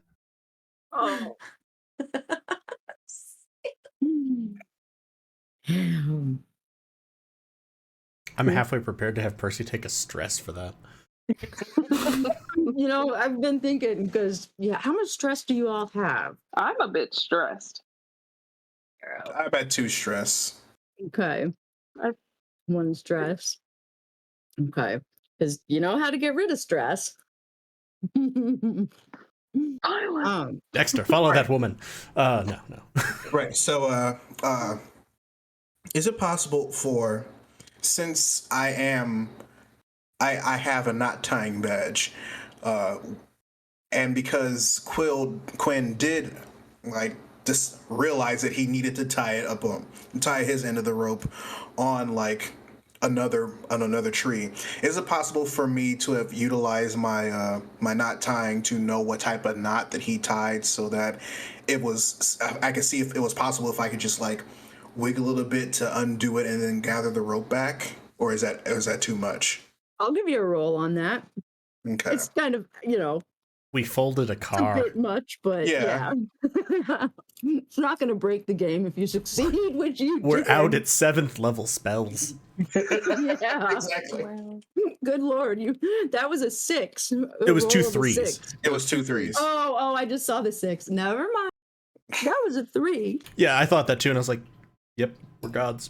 It's fine." Yup. So minor benefit, you don't get all the rope back, Okay. but it's somehow you manage to get like one rope of it comes loose and you're just pulling it like, Mm-hmm. like double thread or yarn where you can pull one strand out. You Mm, managed to pull one strand through. okay. Uh, All right. So if that's the case, then I'm gonna get and what you I have to was take able. another stress. Yeah, I Sorry. do. No, that's fine. I'm gonna give what I was able to gather back to Donald. The rest of it got swept up in the river. I'm sorry. Nothing to apologize for. Glad it was able to be of use. Should we, do something about the woman with the wheelbarrow holding a box that looked like it was carved of limbs? Or we just sort of giving that one a pass? Hey, you don't just go asking a lady about a box. You already made that joke. No, I didn't. I said she wanted us to look at it. It's not nice of us to assume what's. Why do you think that there's limbs inside of the box? No, there's limbs on the box. There are images of limbs carved on the box. It looked very ominous. I mean, if you look through an artist's sketchbook, it's mostly just pictures of limbs. I wouldn't worry that much. Well, the last artist that I've seen who has done that was played by Christian Bale in the movie American Psycho. So I probably not a good idea. I mean, I wouldn't mind getting to see. That was some excellent work. Imagine how realistic the ducks could get. And there's now like a duck in my hand, like pushing a tiny wheelbarrow. Love it. I guess the craftsmanship was quite admirable. Also, not sure if it's relevant, but I did have a dream where I was swimming and drowning and carrying a box, and it looked like it was, wood about that size. Don't know if Did your that's box relevant. have limbs on it? I did It's it. dark under the water. I was gonna say, like, in the dream, I wasn't really able to get a look at it. It was at night and swimming. Well, how at this point, Siegfried is he's getting there. So, well, how about this? Donald, if you want to take a look at the box, then just go ahead. We'll be here. You let us know what the box is like, and then you can and then that way everyone whose curiosity is wondering about the box will be satiated. How about that? Sounds good, if that's what you want. Donald's just gonna probably just go tromping off into the woods following. Okay. Anyone going with Donald? No. There's also, I don't know if Laurent was intending this to be sending his companion into danger to relieve stress. This is exactly what I'm doing. Yep, he is sending his companion into danger. So, but also, I think, Ivy, come on. We haven't done anything remotely rebellious today.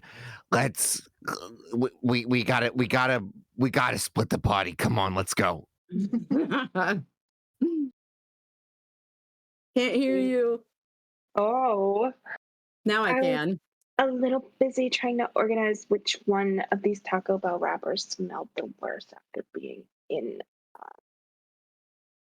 But okay, I guess let's go commit some questionable deeds.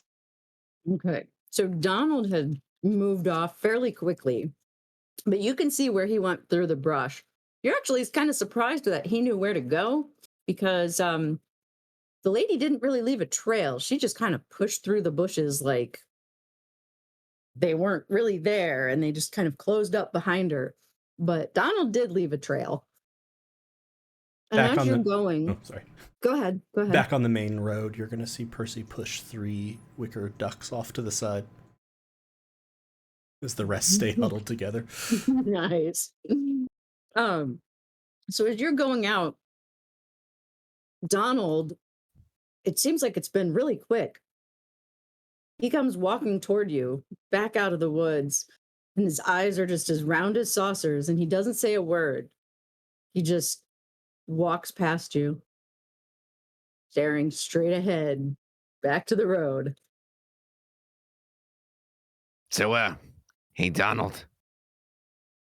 He looks at you. What?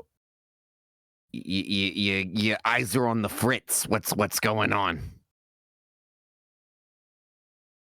Donald can answer that. Because he doesn't know. Do I know like where I am and what I've? Do I have any sense of to order that to answer that You know question? what you did, but you don't remember doing it. So you don't remember what happened. Okay, so all I know is I'm now headed back towards the road and I'm encountering these and two. you're pretty freaked out. I would love to tell you what is up, but I can't, and so just really would like to get back to Siggy and the group as a whole, and possibly maybe just decide it's for the best that I can never remember what has occurred. Bye. Well, Ivy, last night, something's coming, but someone's not forthcoming with information. Let's go. And we're gonna keep following where Donald went off to. Okay.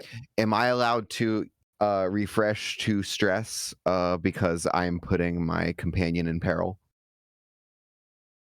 Well, yes and no, because she's with you. Yeah. And you're both in the same peril. That's what I'm Okay. thinking of. So I'm thinking you need to put putting her in peril would be, sending her to do something that you're afraid to do, or literally putting her directly in harm's way. Oh, look, there's a bear. Push her toward the bear. So that means All right, well, I am back. That comes later. All right, so we're gonna keep going. One of the Okay. ducks is now back with the group, but also has large googly eyes added to it. Love it. So you guys Okay, walk for where a did little you bit. where did you get the googly eyes? I'm starting to accept the fact that you've materialized the sticks, but the googly eyes looks like You just look there's up and Percy has googly eyes over his eyes. Stop that. I might need those. Here you go. Let me use your Michael's discount when we get back into town. Of course. Okay. So you guys walk for a surprisingly long time. Are you Because- talking about me and Ivy? Yeah. Okay. Because it seemed like Percy got there and back pretty quick. The trail twists and turns a little bit, and eventually you come out and you're looking at a ramshackle cabin that you recognize. Is this the cabin where? Where you once graffitied. Whoa, Ivy, My God. you're the one with all the local knowledge, but this is nowhere where we thought we were. It does seem a little strange. With But your at local least- with your What? local knowledge, you would know, or your orienteering, you should have been headed due east, or no, I'm sorry, due west to get out of the camp, and you followed the lady on a path fairly straight north. where you ended up was very, very east. Yeah. You're on the east side of the campground where you left to the west of it. And we're going west away from the campground. So you know that level in Super Mario Bros. Where you're going up the stairs and they never end? Well, that's all I can think of right now because we're nowhere near where we're supposed to be. I mean, with my with my with my no knowledge, would I be able to help guide us back at all? You can get back to the group. You're pretty sure about that. But with the way that you guys ended up, you were sure you were going north. I mean, everything told you were going north. But you ended You want to up. go look inside the building for the old lady and I'll snoop around outside to see if I see her? Might as well. Think it's for the best. I mean, she has to be in No. the Now you're sending her into danger. I'm also Oh. going into danger, just a different danger. Yeah. No, you're standing outside. Are you freaking kidding me? You sent the. So yep, Anyways, you're sending her in someplace that you don't want to go. And because you're not sure what's in there. So Ivy goes in. And she's like confident because since she knows like the lay of the land, she knows like exactly what's gonna be Yep. in this cabin. So she's not that concerned, I guess. Even though, but been in the cabin before, years ago. So. Okay. You saw my delightful artwork. She like stops to like view the artwork for a minute, like steps back, like what you do in a museum to like be polite to the artwork, but then walks into the The composition. and somewhere it's Charles, right? Chris, your character. Charlie. Is shaking his head going, somebody should have cleaned that off a long time ago. But anyway, so Ivy goes in. You don't hear a whole lot of anything. I mean, you hear Ivy talking, but just murmurs. You can't tell what she's saying. And then she comes back out. You feel a lot better. You don't feel so stressed. But she looks a little confused. Yeah, that was yeah, that painting you just did, that was a really great painting. I didn't just do it. That was that was a long time ago, Ivy. It looks you just did the painting. I just went inside to defecate in the left corner of the room and then came back out to view the painting. Ivy, one, that's gross. Nice. Two, did you see the old lady? What old lady? The wheelbarrow box old lady with the arms. Come on. We spent a good long time looking at a box. A brown object on my Taco Bell wrapper. But no. And a brown object in the back left corner. Probably from the Taco Bell. Definitely from the Taco Bell. Something's telling me you wouldn't just leave ground beef in the corner, though. No, it's shredded. Yeah, definitely no lady with the brown box. You're acting weird. I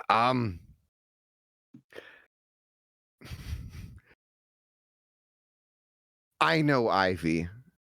Does this behavior appear strange? Like it does appear strange. Okay.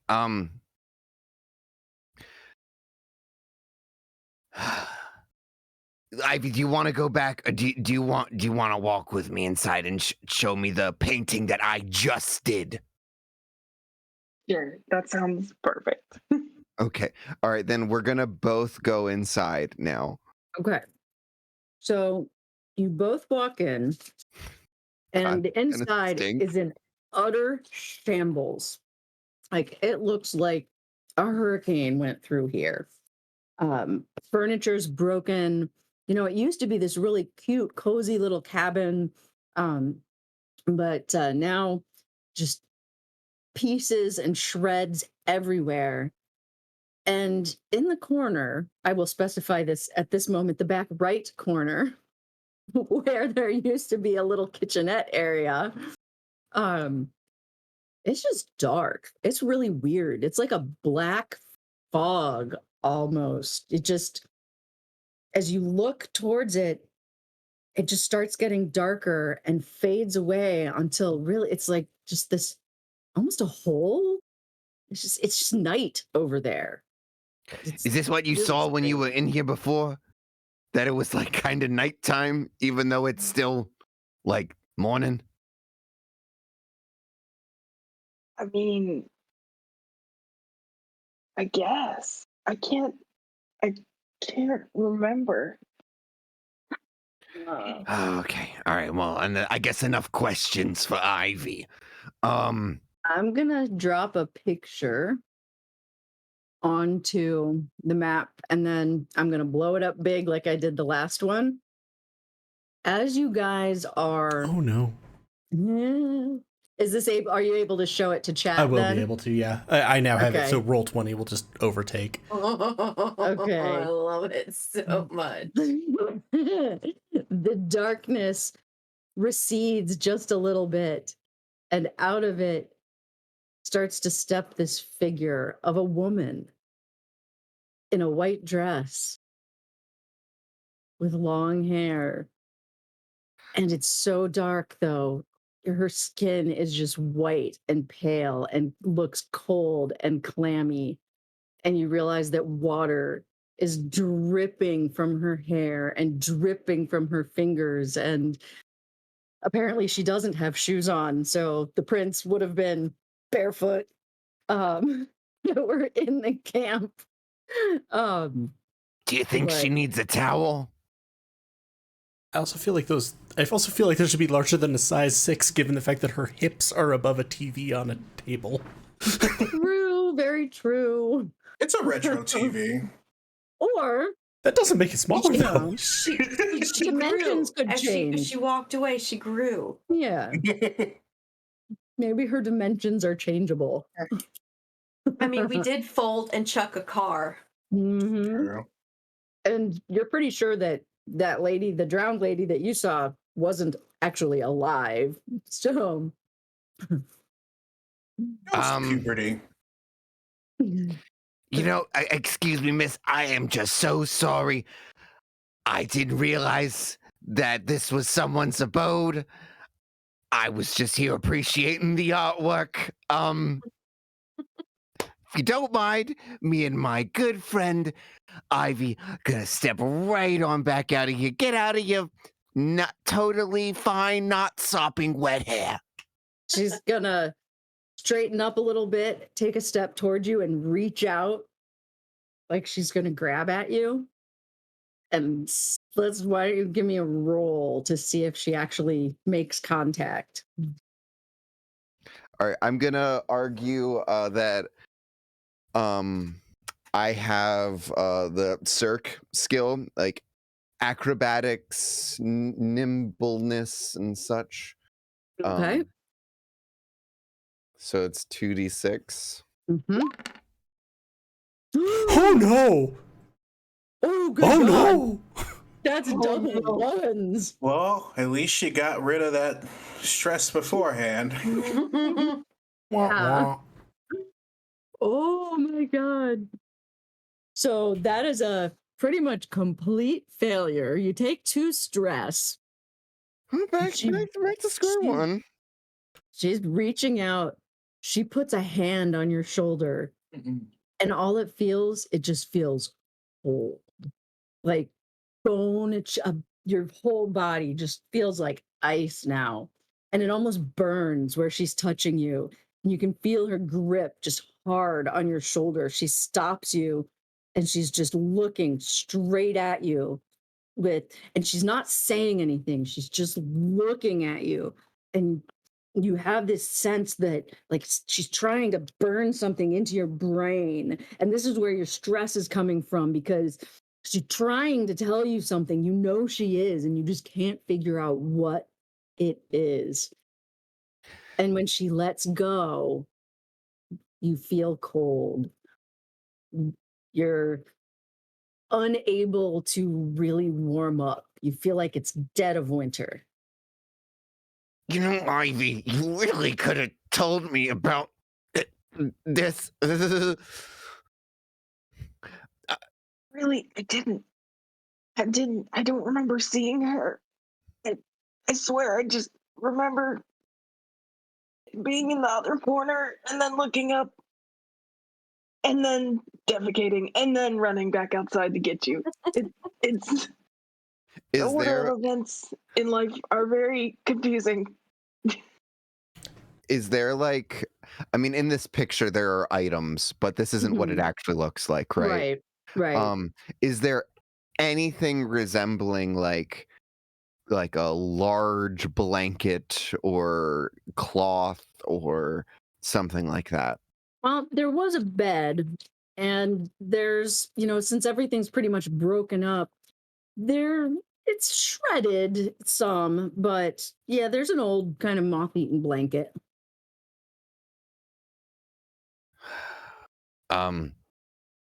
So If I'd be I'm like, probably like, am I still like able to like move, and I'm just Mhm. frigid cold, right?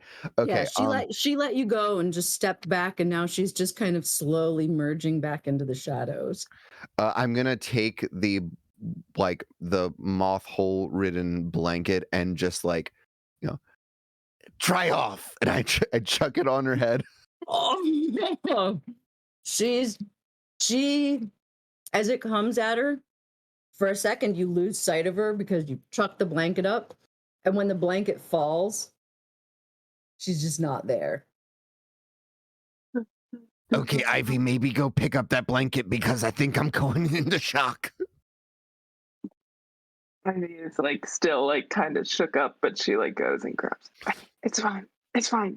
We've had worse. We've had worse. It's okay. Taco Bell, McDonald's, we the have been worse 3:30. than the Taco Bell.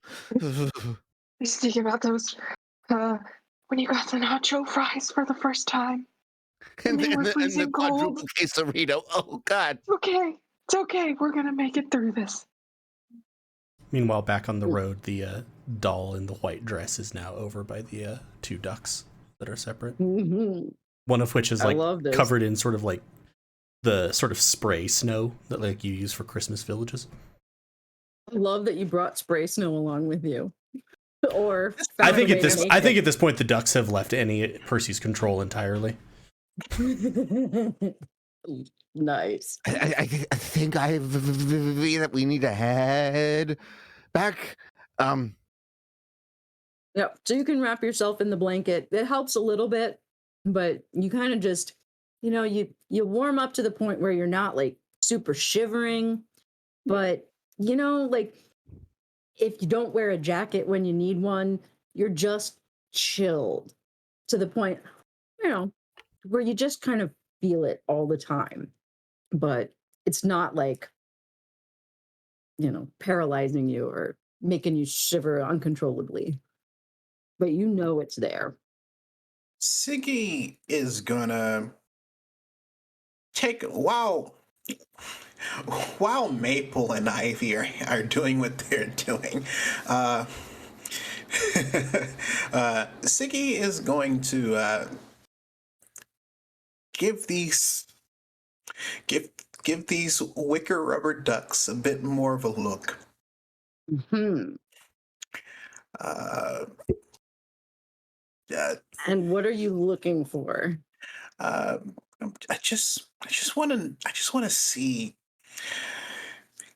I've already accepted the fact that we're in a relatively haunted forest and campsite, and considering local knowledge of drowned individuals watching asleep and seeing how Donald was affected by what he saw. While coincidentally, I started feeling a lot better about myself,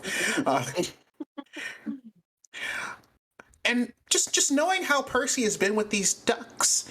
At this point, I'm just willing to see if there's anything could happen at this point. So I'm going to turn to Percy. It's like, Percy. So we're just gonna pretend that the googly eyes. Okay, let me finish my thought, please, before you start being weird again. Let's not factor in the googly eyes or the canned snow. Let's just focus on the ducks. Have you ever made any of us?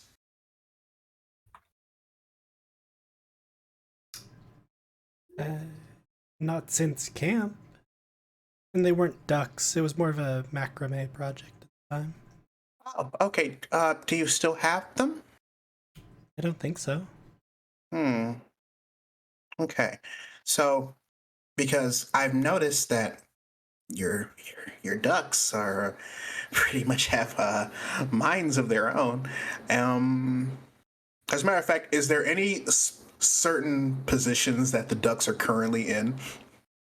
Go ahead. There are still two off by the side, although the doll, which was not a duck, is gone again. None of them, they're all like rubber ducks, so they just have the sort of shape of a rubber duck. It's not like they have limbs. You do notice that the judge duck is on your shoulder.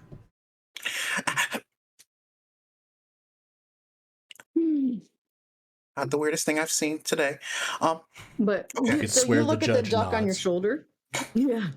You look at the duck on your shoulder and you look back at the two ducks that were off to the side, and they're a little bit closer now. And one of them has this holy old leaf, like an old leaf that fell off the tree and fall, and is just kind of wrapped around it.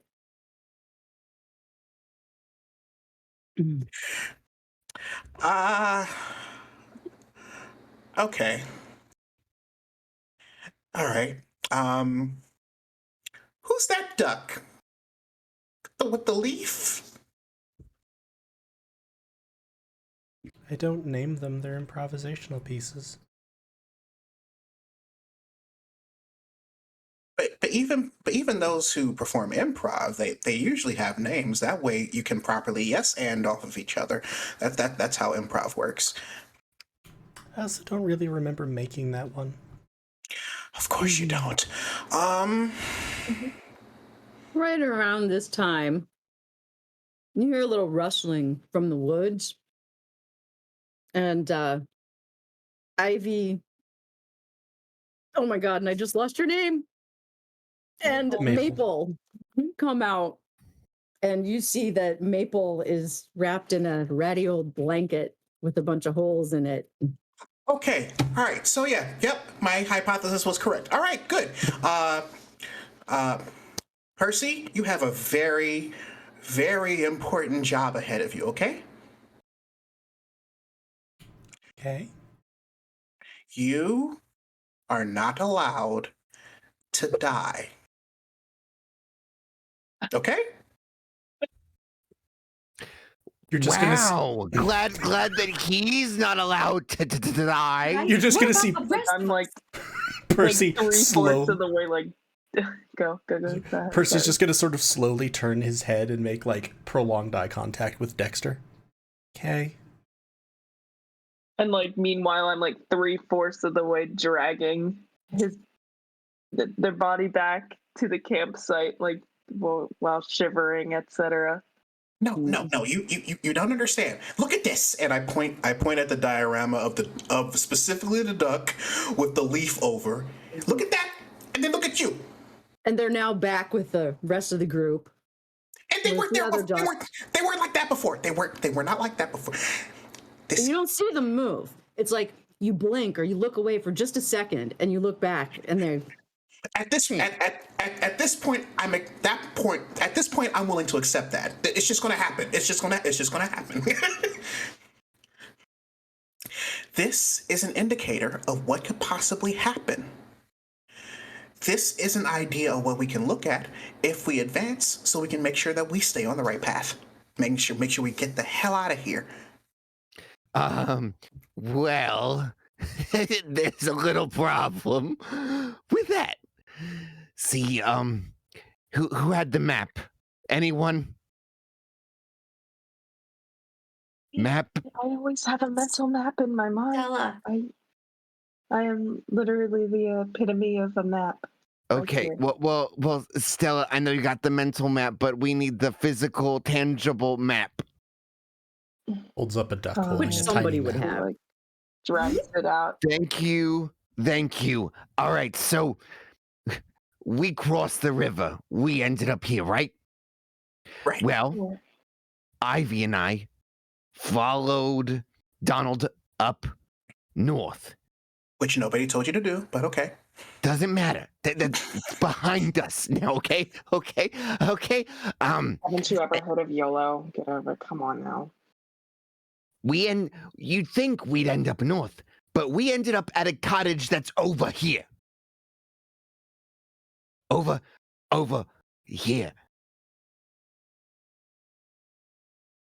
I don't think, and also, I think we saw your damp friend Charlie, and I got a little bit of hands-on experience. Okay, first off, we're not friends. She was creeping on my I tent. thought we were friends. No, we are friends. The Okay. cold lady is not my friend. Not my friend. She was creeping and breaking the rules outside my tent. Well, she also gave me the bad touch, so that's another rule crossed Okay, off. so these rules are being broken, and we need.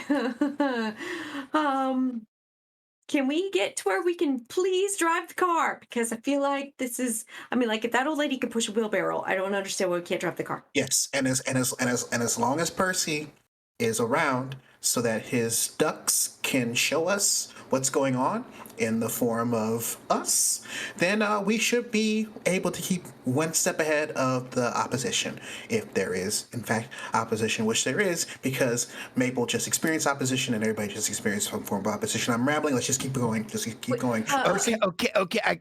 The ducks.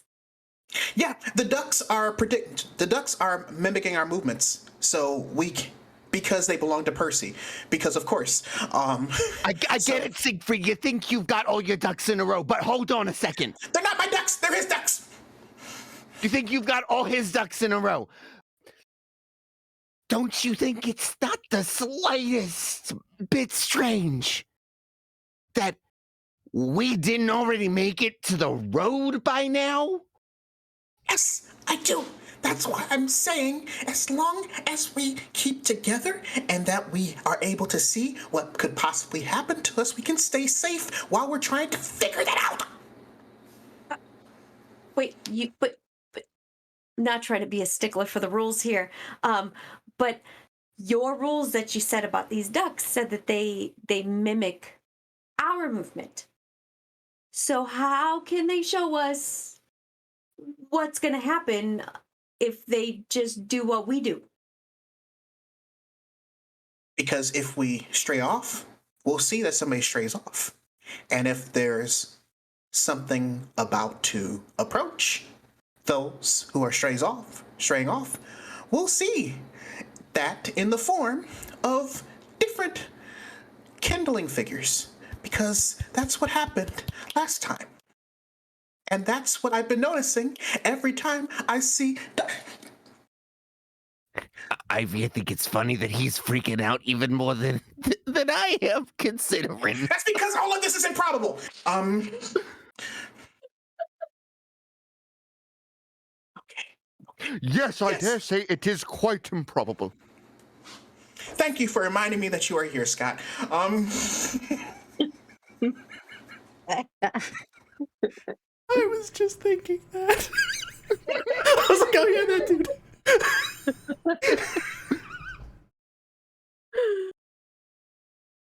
As you look back at the group of ducks, you see the doll wearing white, standing in the middle of them. Wah, wah. Nobody look up. Nobody look up. Nobody look up. Let's just keep moving forward. Okay, will you tell me not to do a thing? I was gonna say Ivy and him immediately Oh my god. look up You see into the great sky. sky and clouds. Percy, don't you dare look up. We need you. Look, even the cat's looking up. See, Oh, everybody. it's so adorable. Yeah, you see yeah, gray there's just- sky and clouds. Just a bunch of gray sky and clouds. I think maybe something's off about your little theory there. That's a little Ziggy. boring. Okay, well, if that's the case, then let's not stick around to make sure that it doesn't, it stays off. Let's just keep it to stay off. I'm fine with being wrong sometimes, especially if it means I get to stay alive. So let's continue. I mean, using my map making skills, would it be useful for me to get a high point of view? Maybe I could see more from there again?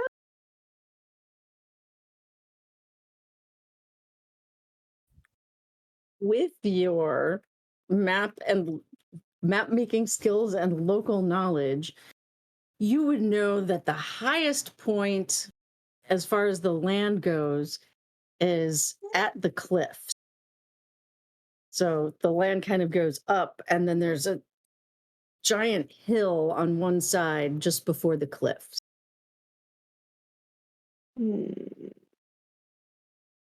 But the cliff isn't remotely in the direction of the exit, right? Right. The house Oh. was basically on the cliffs. So it's in the woods that back up very closely to the cliffs. Okay. For LDRs, that probably wouldn't be that useful. Okay, got it.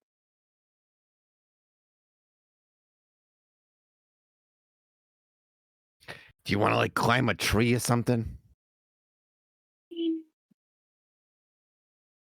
I could, but I'm not very athletic, so I'm not sure how well that would go. What do you think? Well, is there? I guess I could climb a tree, and you could tell me what I should be looking for, and I'll tell you where it is.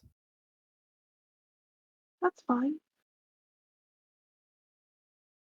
All right. Give you a roll for tree climbing. But as I'm about to climb on the tree, I'm just looking at Siggy, and I'm like, I do nothing for the group. Oh, and then I'm gonna start climbing. Those words never left my mouth. That's slander. I'm gonna. Can I say that I have assistance with this from my companion because of the local knowledge and stuff? Actually, no, that doesn't quite track. But your circus skills do. But Yeah. yeah, so I will Climbing. have at least 2d6. And the local Yeah. knowledge might help when you're doing the looking around. Looking, yeah. part. Yeah. Okay, all right, cool. So that'd be 3d6. Whoa, not an advanced dice roll. I just want a regular 3d6. Thank you. Okay, so I got a 5 as my highest. Okay, so 5 is success, partial success. You take a stress because as you're climbing up, a couple branches break as you step on them, and you're afraid you're going to fall, but you make it up all the way to the top of the tree, and you're looking around. All you see is forest, and off in the distance, what you could swear was east. Or sorry, west, like the direction you're headed to leave, you see the sea. Does it look like it's like mirrored or like it's looped? What do you mean by looped? So like does it look like the sea is on the wrong side, or does it look like the sea is on the right Ah. side, but like, it's happening again? It looks like it should look. It's just on the wrong side. Like if you would swear that you're facing west because you left off the west bridge and that road that you're traveling on goes west, but you see in the distance the sea, which should be to the east.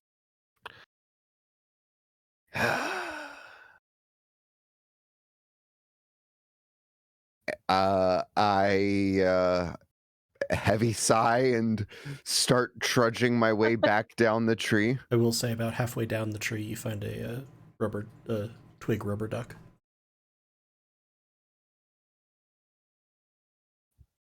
If you're still wearing the blanket, Anything it's useful. gotta leave. Wow. Okay. Siggy screams internally. Yeah. Well, and I brush off like where like I got scraped by the tree on my way up or whatever from one of the twigs snapping. Sucks to suck, y'all, but looks like we're in a big kind of loop situation where we just kind of ended up on the opposite side of the campgrounds somehow. So I think if we keep going, we're gonna find the bridge on the other side. That's impossible. We crossed the bridge that we crossed to get in here. That's.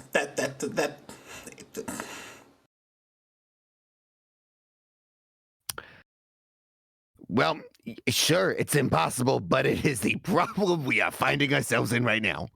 So, I don't know if you have an Occam's razor reality check for me, but that's kind of where Maple's at.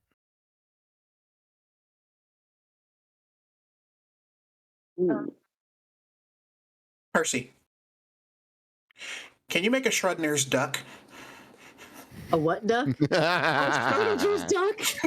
Ah. I was gonna say, you're gonna see Percy hand you a larger duck Box. that has little hinges on it. My God. Oh no, we Nice. can't do. I mean, Oh. so if the ducks follow what we do we follow what the ducks do? Like, I don't want to hurt their feelings, but could there be a possibility of like chucking the duck very far? Maybe chucking the duck where we want to be chucked. Is that? Don't worry, make Stella. sense? Twigs aren't vegan. Oh, thank goodness. Wait, not vegan. What? You won't hurt the twigs if you toss them. Okay. Could we hypothetically toss the twig duck? Is that? Well, then I guess who wants to volunteer to have their duck thrown? Percy will hold out Judge Duck. You could throw the Judge Duck.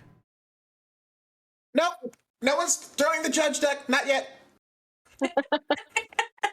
That's which one is my duck? I don't know.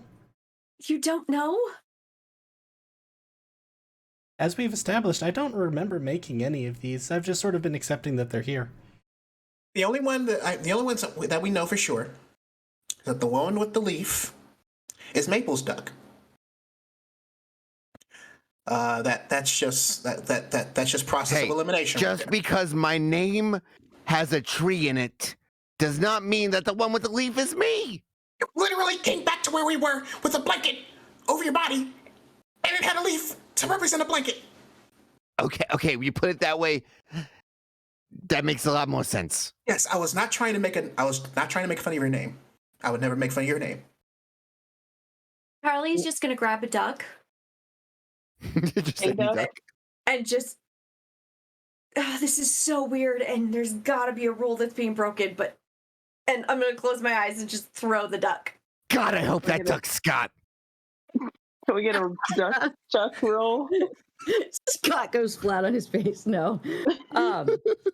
So the duck goes flying. You lose sight of it. You know, like where you could swear you see your golf ball and then all of a sudden you don't see your golf ball anymore. It's kind of like that. And something whacks you on the back of the head, Charlie. And you turn around and there's the duck. What the duck? And all the ducks are facing north into the woods. They're all looking north into the woods. No. You can't break my hypothesis. As soon as I came up with a solid theory, and it was working. It was solid. We were establishing something, and it was working. The duck with the blanket literally approached a tree as Maple was climbing a tree. That's not. You can't break your own rule. Hey, Ivy. Looks like his theory wasn't all it quacked up to be, huh? I heard that. Okay, so all the ducks are facing north. Mm-hmm. They're And still in a group, and okay, but like, are they facing like real north? Since we already know that we thought we were going west, but we're actually going east. Well, what you thought was north, what you were absolutely sure was north, where the old lady disappeared with the wheelbarrow into the forest. So they're south. Are you getting a freaking compass? So, should we go the opposite direction that the ducks are pointing us into, or do we follow the ducks to our doom? At this point, this forest is just gonna have us go wherever it wants us to go. At this point, I tried to come up with something logical in the face of these crazy rules that this supernatural entity is trying to establish. But even it wants to be like, no, it doesn't matter if I made the rules, I can break them. You do notice that the doll is staying very close to a specific duck. Is Maple still wrapped in the blanket? Sure. I The think doll so, is yeah. sticking very close to the duck with the leaf. Can I pick up the doll? Sure. Can I throw the doll? You can throw the doll. You lose sight of the doll. And when you look back, it's right next to the doll or the duck with the leaf. But you swear it wasn't there and you threw it. Can I crush the doll? And you Can I didn't see it stomp come on back. with everything that I have. And somehow there's a doll next to Leaf Duck. Maple, Yeah, you know I love you, right? 100%. You want to take your weird, creepy doll friend and just go that way, and we'll go this way, and then maybe tomorrow we'll meet up and have a drink. That makes sense anymore. What? You want me to take the doll and walk the other direction?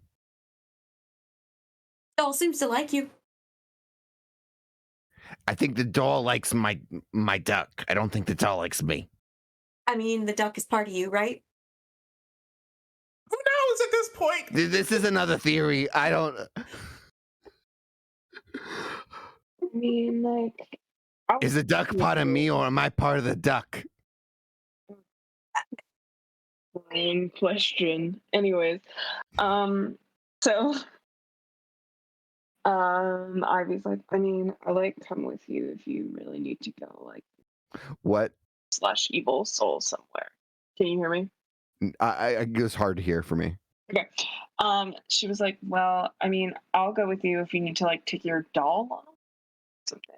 Just like let me know. Okay, all right, Ivy. If you're coming with, I guess I'll take the doll for a walk. What? I don't see what this is supposed to do. Well, sorry. But fine, fine. At least get me away from him. And then Okay, so you'll pick up the doll and go for a walk. The rest of you lose sight of the leaf duck. You're not sure what happens to it because as he went or she went and picked up the doll, all of a sudden the leaf duck wasn't there anymore. So you two go walking down the road in one direction or the other, and the other ducks are now facing down the road. Meanwhile, Quinn is approaching Percy like, hey, which one's mine? I've tried to be extremely clear multiple times. I do not understand the I didn't quote. hear you. I didn't hear you the first time. You're going to have to speak up. Okay. The ducks This are one. facing. Here you go. It's you. It looks like me too. That's pretty good. That's pretty good. You're really talented. It actually does kind of look like you. Uncannily so. Wait, what? Yeah, it really does. The more you look at it, the more you really think it kind of does look like you. Yeah, and There's it's a chance of- strange. And if you flip the ducks over on the underside of them, they have everybody's accurate social security numbers on there. Like, what's going on? Let me see. No, it's just that's a serial number. I know the difference between a social security number and a serial number. I ran a few scams in my day, and I don't know the difference yet. Where was it made? Does it say made in China? No. It's Taiwan. Wherever that is. Why were the twigs made in Taiwan? How do you make a rubber duck out of twigs? You're all asking questions that regular circumstances would mean we would actually have legitimate and honest answers to, but considering that we are here now, I don't know. I don't know anything anymore.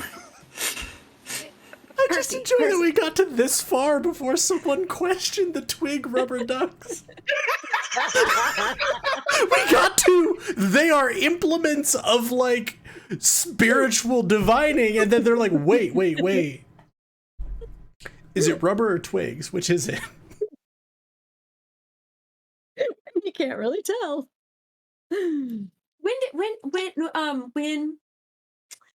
When did you first notice the ducks, Percy?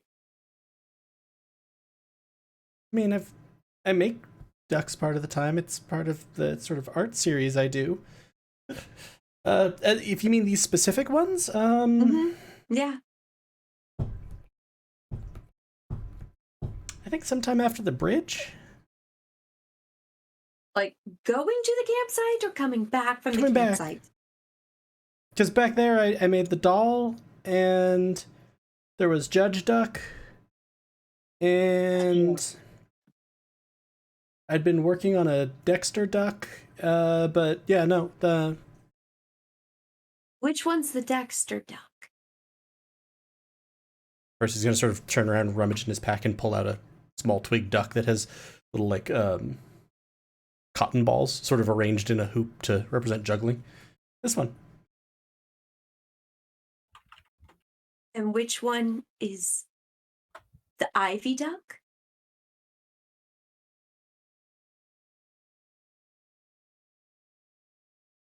I don't know. You all keep insisting that these exist in a what? Did you not see when Quinn asked me which duck was his? I don't know what the hell duck I picked up. I just picked up a duck. Okay, so who was the judge duck? Did you make that of someone? No, it's just a judge. We were talking about judging things. So put a little wig on a duck. Then why, Percy, why did you make a Dexter duck? I don't know. It's easy. He's always following me around juggling. I had to deal with the fear somehow. I just assumed that the judge duck was me because it appeared on my shoulder.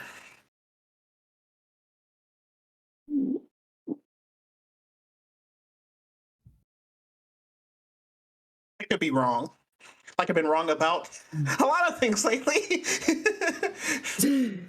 So Maple, as you and Ivy are walking down the road, you are feeling a strong pull. Like at the core of your being, you want to keep going. There is something ahead of you that is just calling to you. And at that icy little core that you can still feel, there's something. Am I getting like colder or? You are not. In fact, you're almost, I'm not going to say you're getting warmer, but you feel less. You feel the chill less in your soul, perhaps, is a way to say it, as you're moving forward.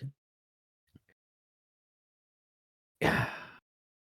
Ivy, I think Charlie, whether or not they knew, were kind of on the right track because I'm feeling motivated. Like all of a sudden we're going the right way. Maybe they should have all come with me. Come with us. Sorry, you're still here. You are a person. Should I go back? Should I go back and get them? Leave them. I mean, I know I'm not turning around because this feels like the right thing to do. But if you want to go, you have your own agency, Ivy. I believe in you. You do what's right for you. But also, you know, they did kind of tell me to go on my own. It's kind of rude because you'll be all alone. But also, I'm not turning around. So if you want to go back, by all means. I think I'm gonna pick up my pace a little bit, though.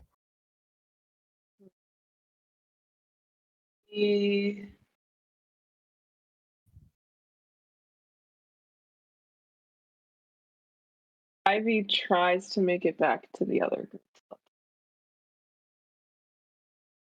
Okay. And I'm just gonna keep quickening my pace towards wherever it is I feel like I need to be going. Okay. Is the rest of the group like watching Maple go, or were you just talking amongst yourselves and see you, Maple? A little bit of both. Like when Charlie suggested that Maple go, obviously I was curious how that was going to go, but then I definitely was questioning Percy about his damn ducks. Yeah. So when you glance over to see what's happening, you see Maple really hustling it up the road and Ivy on her way back to you, also hustling. Full disclosure, if I felt that, I would have just been shouting back to them. Then you can do. Yeah, I thought we were already like out of sight of the Yeah, party. me too. Okay. No, I was picturing that you weren't quite that far yet, but so yeah, you could be shouting back to them. Yeah, guys. This feels like the right thing.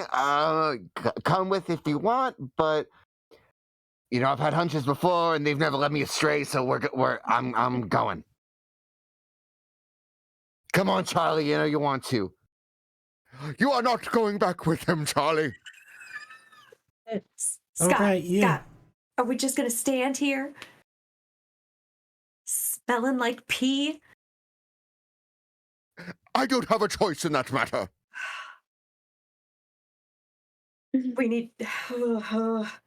Percy, grab your ducks. Let's go. Something tells me he doesn't need to grab the ducks. I think the ducks will be fine on their own. Carefully puts the judge duck and the juggling duck back in the back. Those ones are gone. See? Okay, so you guys are following then. Is Maple gonna wait for them to catch up? If Maple sees that they're on their way, like maybe I don't quicken my pace quite as much. Okay. But I'm expecting them to catch up. Okay, so they will eventually catch up.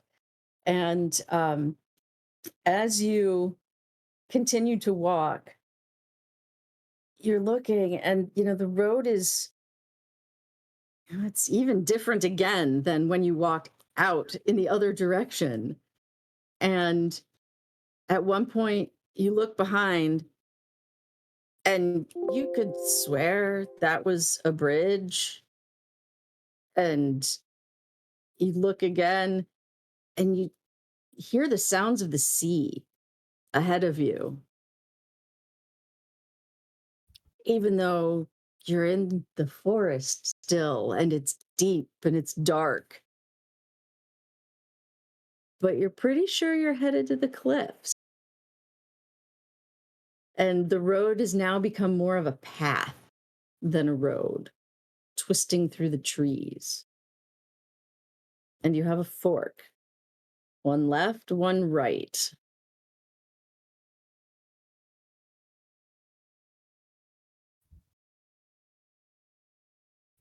Well, you know what they say when you come to a fork in the road, you take it.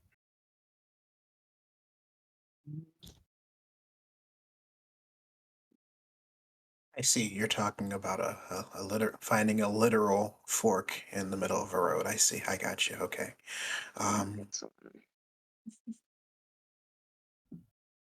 So As opposed to a figurative fork. this is true. You can't pick up a figurative fork. Are there any ducks on the road? Give me a roll. See if you spot ducks. Are we all caught up to Maple now? Yeah, Yeah. you're all together. So anyone that wants to give me a roll.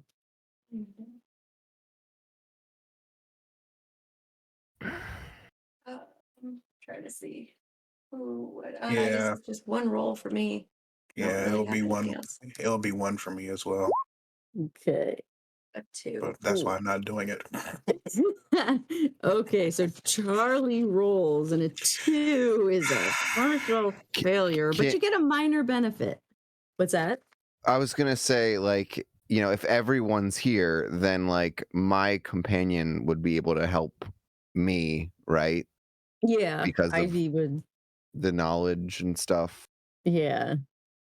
Haven't you already? Did you already take one stress point on Ivy? Or are we talking? Or are you just talking about my wayfinding? I'm talking about Ivy's like local knowledge. Oh yeah. But I mean, honestly, Stella would probably be the best bet, right? Because of Possibly. Yeah. Well, Charlie doesn't see any ducks, but Charlie thinks that, well, if we're hearing the sea straight ahead, which is weird because that Maple saw the sea in the opposite direction when she climbed the tree. So you're a little confused about that. But if the sea is straight ahead, which you're pretty sure because you can hear it, that would mean that if you go to the right, then you would be headed toward like the bend in the cliffs.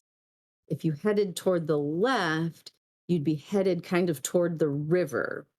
And that old rundown house would be kind of straight in front where there's actually not a path.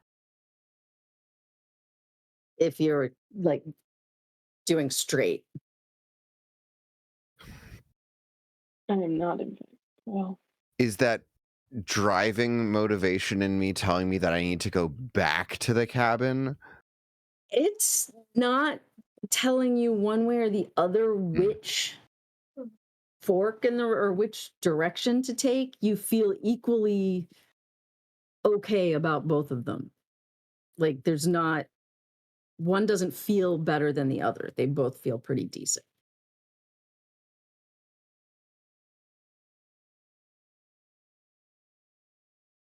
At this point, Siegfried is just done. He just wants things to make sense, and nothing's making sense. So he's just going to wait until anybody else, decides to make a decision. All right, Ivy. We used to spend a lot of times throwing rocks off of that cliff. I kind of feel like maybe that's where we're supposed to go. Yeah, I mean, like that cliff, and like has like the perfect height for throwing rocks, specifically for throwing rocks like just like really high up, so high that if you throw the rocks at another rock, it could make one of the rocks shatter. It's pretty fun.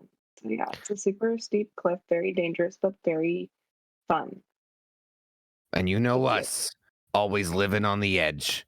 I think it's a sign. We got to go to the cliffs. You and me. Let's go. Does the rest of the group follow? So that was to the right. Yes. Away from the house. Well, either path you think, like, the path would kind of split and the house would be like in the middle. So each path is going like to either side of the house. Mm. But I like that we keep talking about geography like it has any meaning in this context. Yeah, Right? Yeah, Exactly. like, Exactly. that's why I I know. don't know if I want to like use her wayfinding ability because I think it's just like royally goosed by the severe lack of Duct. what. I feel like the party has split enough, and nothing really good has come from it. So I kind of think maybe we should all stick together. Yeah, so sure. you're all gonna head down that direction. It'll wind around a little bit. It is dark, but eventually you come out, you break out of the trees rather suddenly, and there's an open expanse of rock in front of you. And about 50 feet on is the edge of the cliff, and you see it dropping down. But you see something that you didn't know was there, or maybe it's new. It's almost like a trail that's switching back, like you could almost get down the cliffs.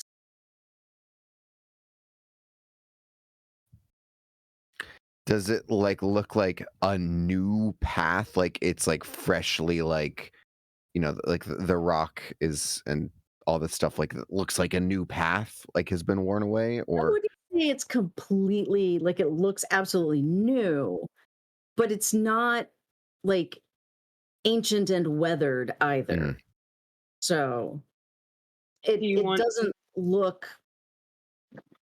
I mean, of course, it's on a cliff edge, and it's it's going down a cliff face, so it's narrow. You Could Ivy or could Stella use a roll to see if she could like figure out how easy it would be to navigate down? absolutely, All right. and that would Mhm. be your 2 dice at least. Okay. Right. I'll do the 2. All right. Yeah, Nice. there's a 6. Nice. Perfect success. You are sure that this is a navigatable path. It's going to be scary, but you're sure that it's a sound path, that it's Okay. not like made on crumbling rock or anything like that. Great.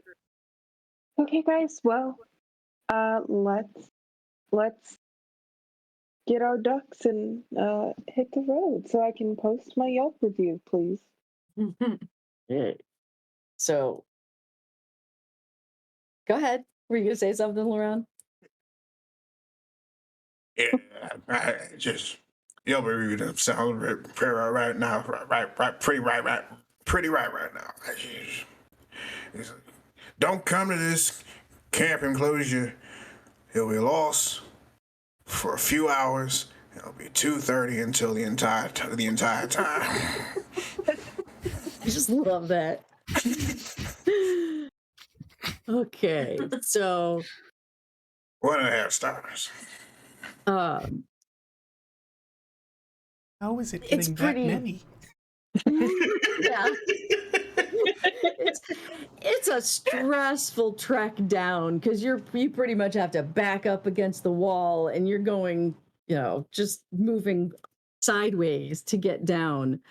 But you make it down, and there's actually an opening of a cave that you've never seen before. Like, you've been out on that part of the sea. You've been boating on nice days, and there's a cave that was not there. Or just maybe you never noticed. You're not entirely sure. We came boating here 20 years ago. Clearly geography has changed since then. Do you mean the actual terrain or the laws of geography? Because at this point, yes. At this point, yes. Yes to everything. Yes to that. Yes to this. Yes to all of this.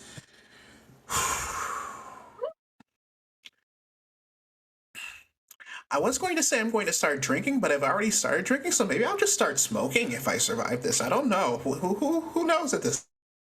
Yeah, I mean, I don't know about you guys, but I watched all of the Hoppy Porter movies, and there was a big cliff face and a cave, and a whole bunch of bad juju went down in there.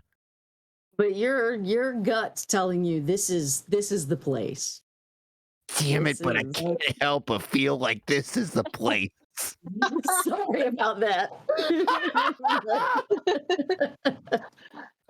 Had to do it. It had to be done. So we all walk into a cave. Wise. Mm-hmm. So 4 circus freaks and a whole bunch of other people walk into a cave.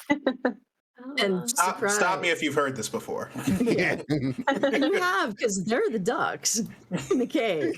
No, God, no. They're all sitting on top of a wooden chest that looks kind of familiar. Oh no. Oh no. Hold on. The compost competition. Yeah. Hey, Donald, do you have a flashlight? A what light?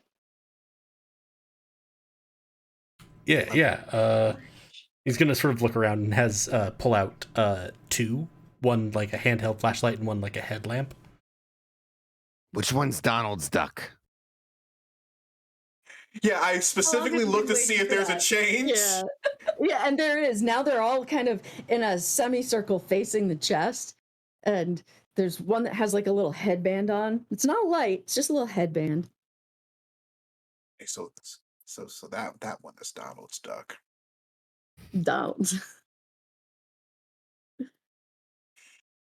So, who's gonna open the chest?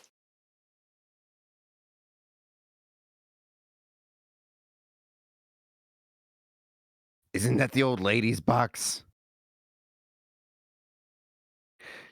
I feel kind of weird just open an old lady's box without her consent. And the last time someone went to go check, Donald forgot things. Yeah, but we're all like here. But we're all here together. I mean, maybe it'll work out. Like, who cares? It's literally a box. Like, maybe I did pass out the last time I saw it, but it's fine. It'll be fine. So, are you volunteering to open it? I haven't really been that useful outside, just getting firewood. Maybe I could open it too. I'm pretty good at opening boxes. You can just ask Stella. I'm great at opening boxes. You've seen me open boxes before. Did someone say we're all here together and I wasn't even here? Guys, I just got an idea for who should open the box.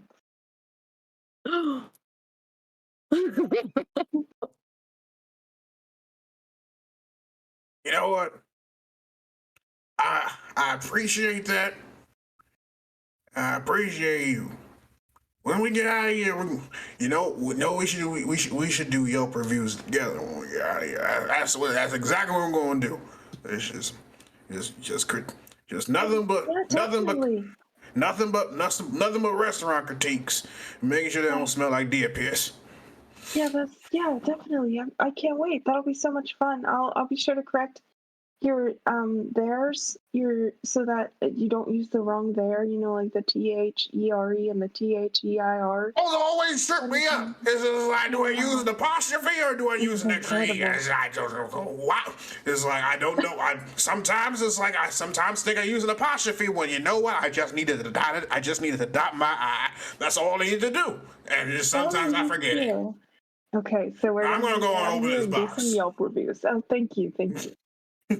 Okay, so you're gonna open the box. Quinn's going to open up the box. It is not locked, and the hinges are so smooth. It's actually gorgeous. It's got to be an antique of some sort. And you open the lid, and inside on top, you see a water-damaged, what looks to be probably a journal. And underneath, you see coins, gold coins, some jewelry, and a few gemstones.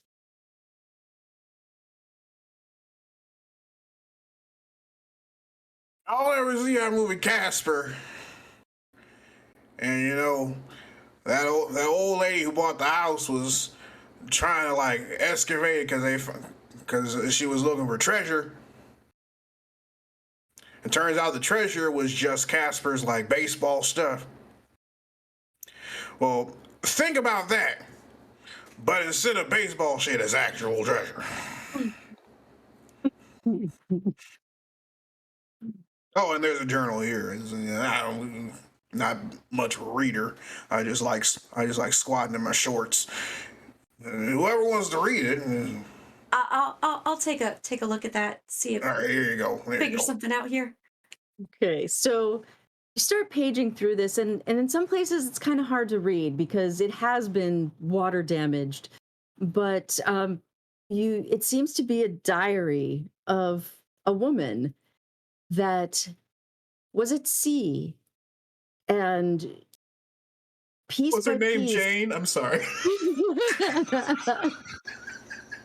her name's not actually in there because Okay. she hasn't signed it, so you're not sure what her name is. Okay. But piece by piece, you put together this horrific tale of she had been grabbed by what she thinks were pirates. They were roguish men, and they took her on the boat with them, and they were planning to sell her into slavery. But she was planning to grab some treasure and escape, which the last entry was essentially, so tonight I'm gonna slip overboard when they're not guarding me, because they don't at night, they don't tend to watch me all night. They think I sleep, but I'm gonna go. So if hopefully I'll make it. I know there are cliffs about a mile ahead. I saw them in the daylight. So if I don't make it, hopefully someone will know what happened someday. And your dream comes back to you, Percy, of trying to swim with something really heavy. And that feeling of there is something in front of me that I need to get to.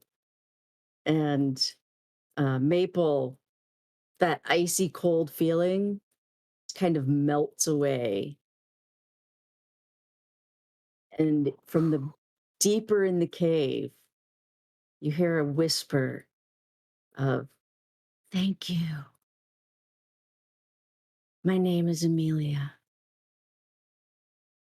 And in the darkness, you see the drowned girl standing there before she just fades.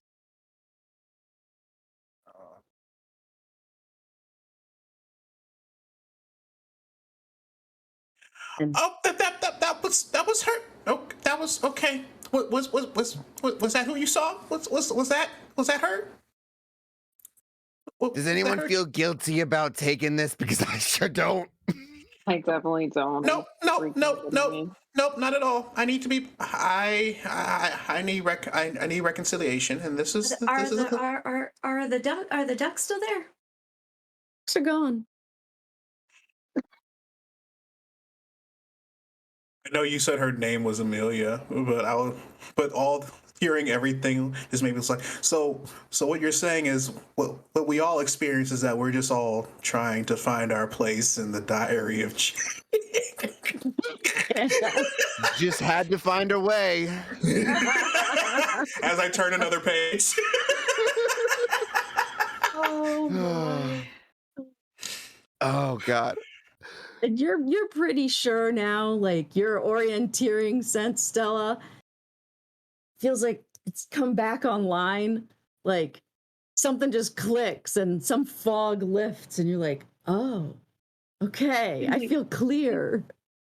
Thank goodness my veganism powers have given me a perfect map insight. They've all finally unblocked my everything's good. The exit is definitely that way and points in the right direction. Just Maybe the remember- right direction. We have to roll.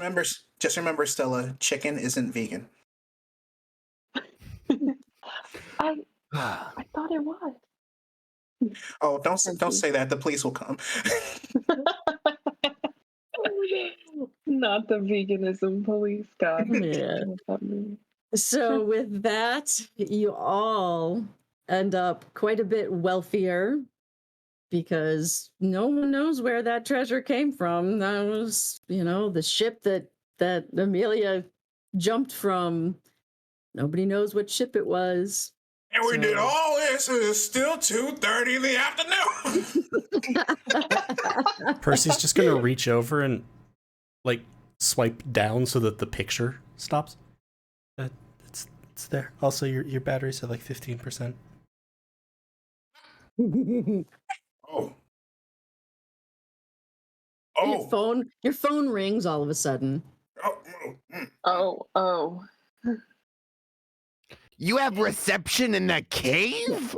Hello, are you there? Where have you been? I heard you and your friends went off to that site. This is your mother. Where are you? mother. Are you coming home? Yeah, Ma. We were on a camping trip. We didn't even know it was beside. I thought it was 2:30 all this time. It's just It's been like 3 days. three. We've only been out. We're like 35 and your mother.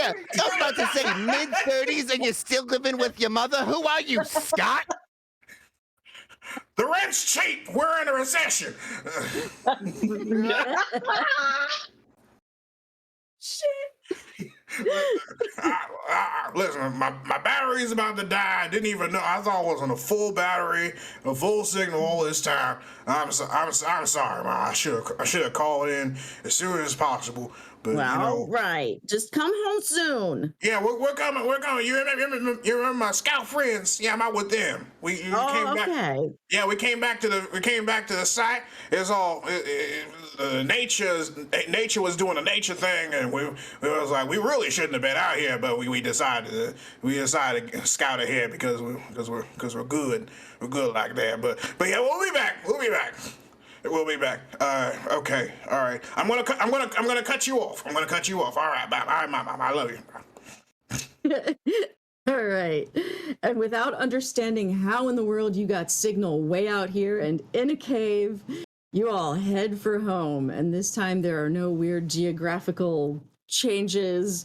The road looks like it should. The bridge is still kind of iffy, but you make it across and eventually you can unfold the car, get back in, and drive back to town. And that is my gonna wrap it up. Thank you very much for playing. Thank you everybody for listening and coming in, and hopefully it was a good mix of creepy and funny, and hopefully everybody had a really good time.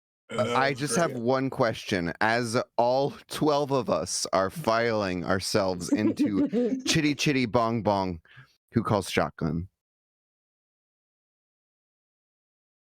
You open the door and there's just a duck sitting there. Yep. There you go. Siggy walks the rest of the way home. With Charlie right behind. Yeah. Charlie's done. Rules have been broken. Our rules are meaningless, and now Charlie has to figure out what the hell she's gonna do with the rest of her life. Nice. That and Scott stinks, so she doesn't want to be in the car with him anyway. Yeah, he's gonna smell like deer pee for days. Yeah, Scott's walking. Yeah. No, he's on the roof rack, maybe. Yeah. Keeps the air out. Exactly. Yep. There's several slings built into it. Yeah.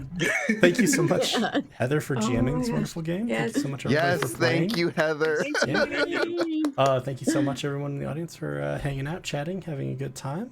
I know I had a great time getting to play.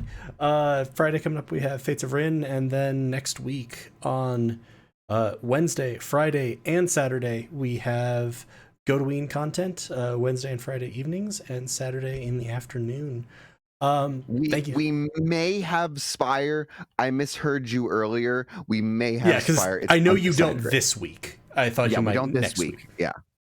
But if you want updates for that, exclamation point Discord, get a link to join our Discord, and also check us out on socials at Helpful Goat. We post what we're doing as soon as we know, and every time we change our minds. Thank you again to everybody for playing. Meg, Laurent, Sam, Chris.